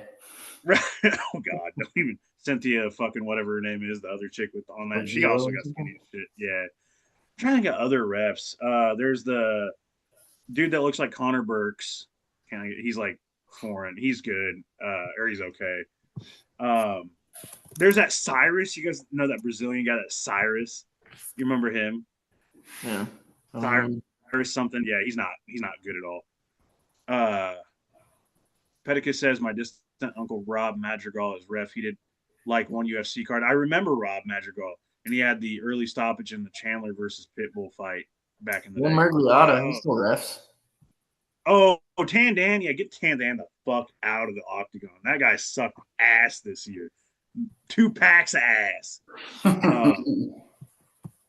I've never met the guy. Michael just told me about him last year. That's sick as fuck though. That he's related to Rob Madrigal. That's actually a ref I've heard of. Frank Trigg too. Shout out Frank Trigg because he's also a former UFC fighter. Why does he not ref more? I think he's not terrible. Yeah, fuck. I mean, we're talking about refs now, but well, shit, yeah. Well, I mean, that's our bold predictions. It's been about almost 2 hours. I reckon it's probably time to wrap it up. You reckon? That was good. Yeah, I mean, we haven't done one this long in a long time, so hell yeah. No, it's been a minute. That was a fun one though. It was a good episode. A lot of interesting predictions. I will be a menace to society. Pedicus said that he's also the guy that refed Val versus Jessica I. So that meme. I don't know if you'll be able to see it. I was trying to show it. Yeah. That's probably where I got it from. That's probably where I got it from. I feel like but it's Bobby Hill as Keith Peterson. It's a sticker. I saw it on Instagram and I was like, I gotta get that. Actually, I might need to get that. That's fucking solid. So there's a meme. Actually, I have it saved as a fuck. I'm gonna send that to the chat, Pedicus, if I can find it. But there is a fucking meme of the ref that watched Jessica I die to Valentina Shevchenko. And he's like, yeah, so I have that meme saved. I thought it was Kevin McDonald, but I don't think it is Kevin McDonald. I think you're like, it might be. Anyway, yeah, I have that meme saved of the guy like going like that, like because it was such a nasty knockout. So shout out Pedicus. Anyway, all right, boys. Sorry, I was accusing Max of shitting himself. Wrongly accusing him of shitting himself. Then he tried to blame it on Harper, but I know Harper's fart. Oh, no, I thought it was just a sound because she just made it. No. But cut it very brief. It's gone. It must have been the wind. It wasn't me. I would tell you. I don't care. I would own it. Anyways, great episode. Great start to the year. Happy New Year, everybody. We hope you guys all have good years, and we can't wait to see where this thing goes this year. It's been a good 3 years so far, 4 years, however long it's been. It's been all runs together at this point, but too fucking long. Looking forward to the year. It sucks really bad that we've had to wait this long in between UFC cards, but we've got one coming up slowly but surely, 2 weeks. I thought it was next weekend, like all week until today, and that was really, really disappointing. So realistically, we actually have about 2.5 weeks, but excited for it to be back. Look out for the Bench Burner Twitter account. We're going to be live tweeting the RAF wrestling event this weekend. It's Colby Covington versus Luke Rockhold. Then you got Bo Nickel and Yoel. Bo Nickel and Yoel, and also you have Armin. He's wrestling somebody. Is Pat Downey on that one? The wrestler? I don't remember. Armin's wrestling somebody, and then next Friday I'm going to be live tweeting the LFA fight. I think there's an LFA event next Friday. So were we talking about the? I didn't look back at the text. KSW or we? Oh yeah, and then we might be doing KSW the next day. So LFA's Friday night, KSW's that next day on a Saturday. So yeah, we'll be doing some live tweeting here soon for some regional stuff. Just because everybody needs a little MMA in their life. I really do, so I'm going to be watching as much as I can for the next little bit. But yeah, other than that, good episode. Some good predictions in here. We'll see which ones come true and which don't. I'm sure we can revisit these maybe halfway through the year. We usually do like a mid-year award, so maybe we'll throw in like a look back at how our beginning of the year predictions are going. So, but I'm stoked for the year. It's going to be a fun one. New era of UFC, Paramount. Hopefully big things to come for us and for the UFC too. So, Knuckles, got anything to say, buddy? Oh yeah, man. Yeah, man. I'm just pumped for this year, dude. Like I'm kind of bummed we have to wait so long for a card, but like I'm just super, super excited about UFC in general. I'm excited about MMA.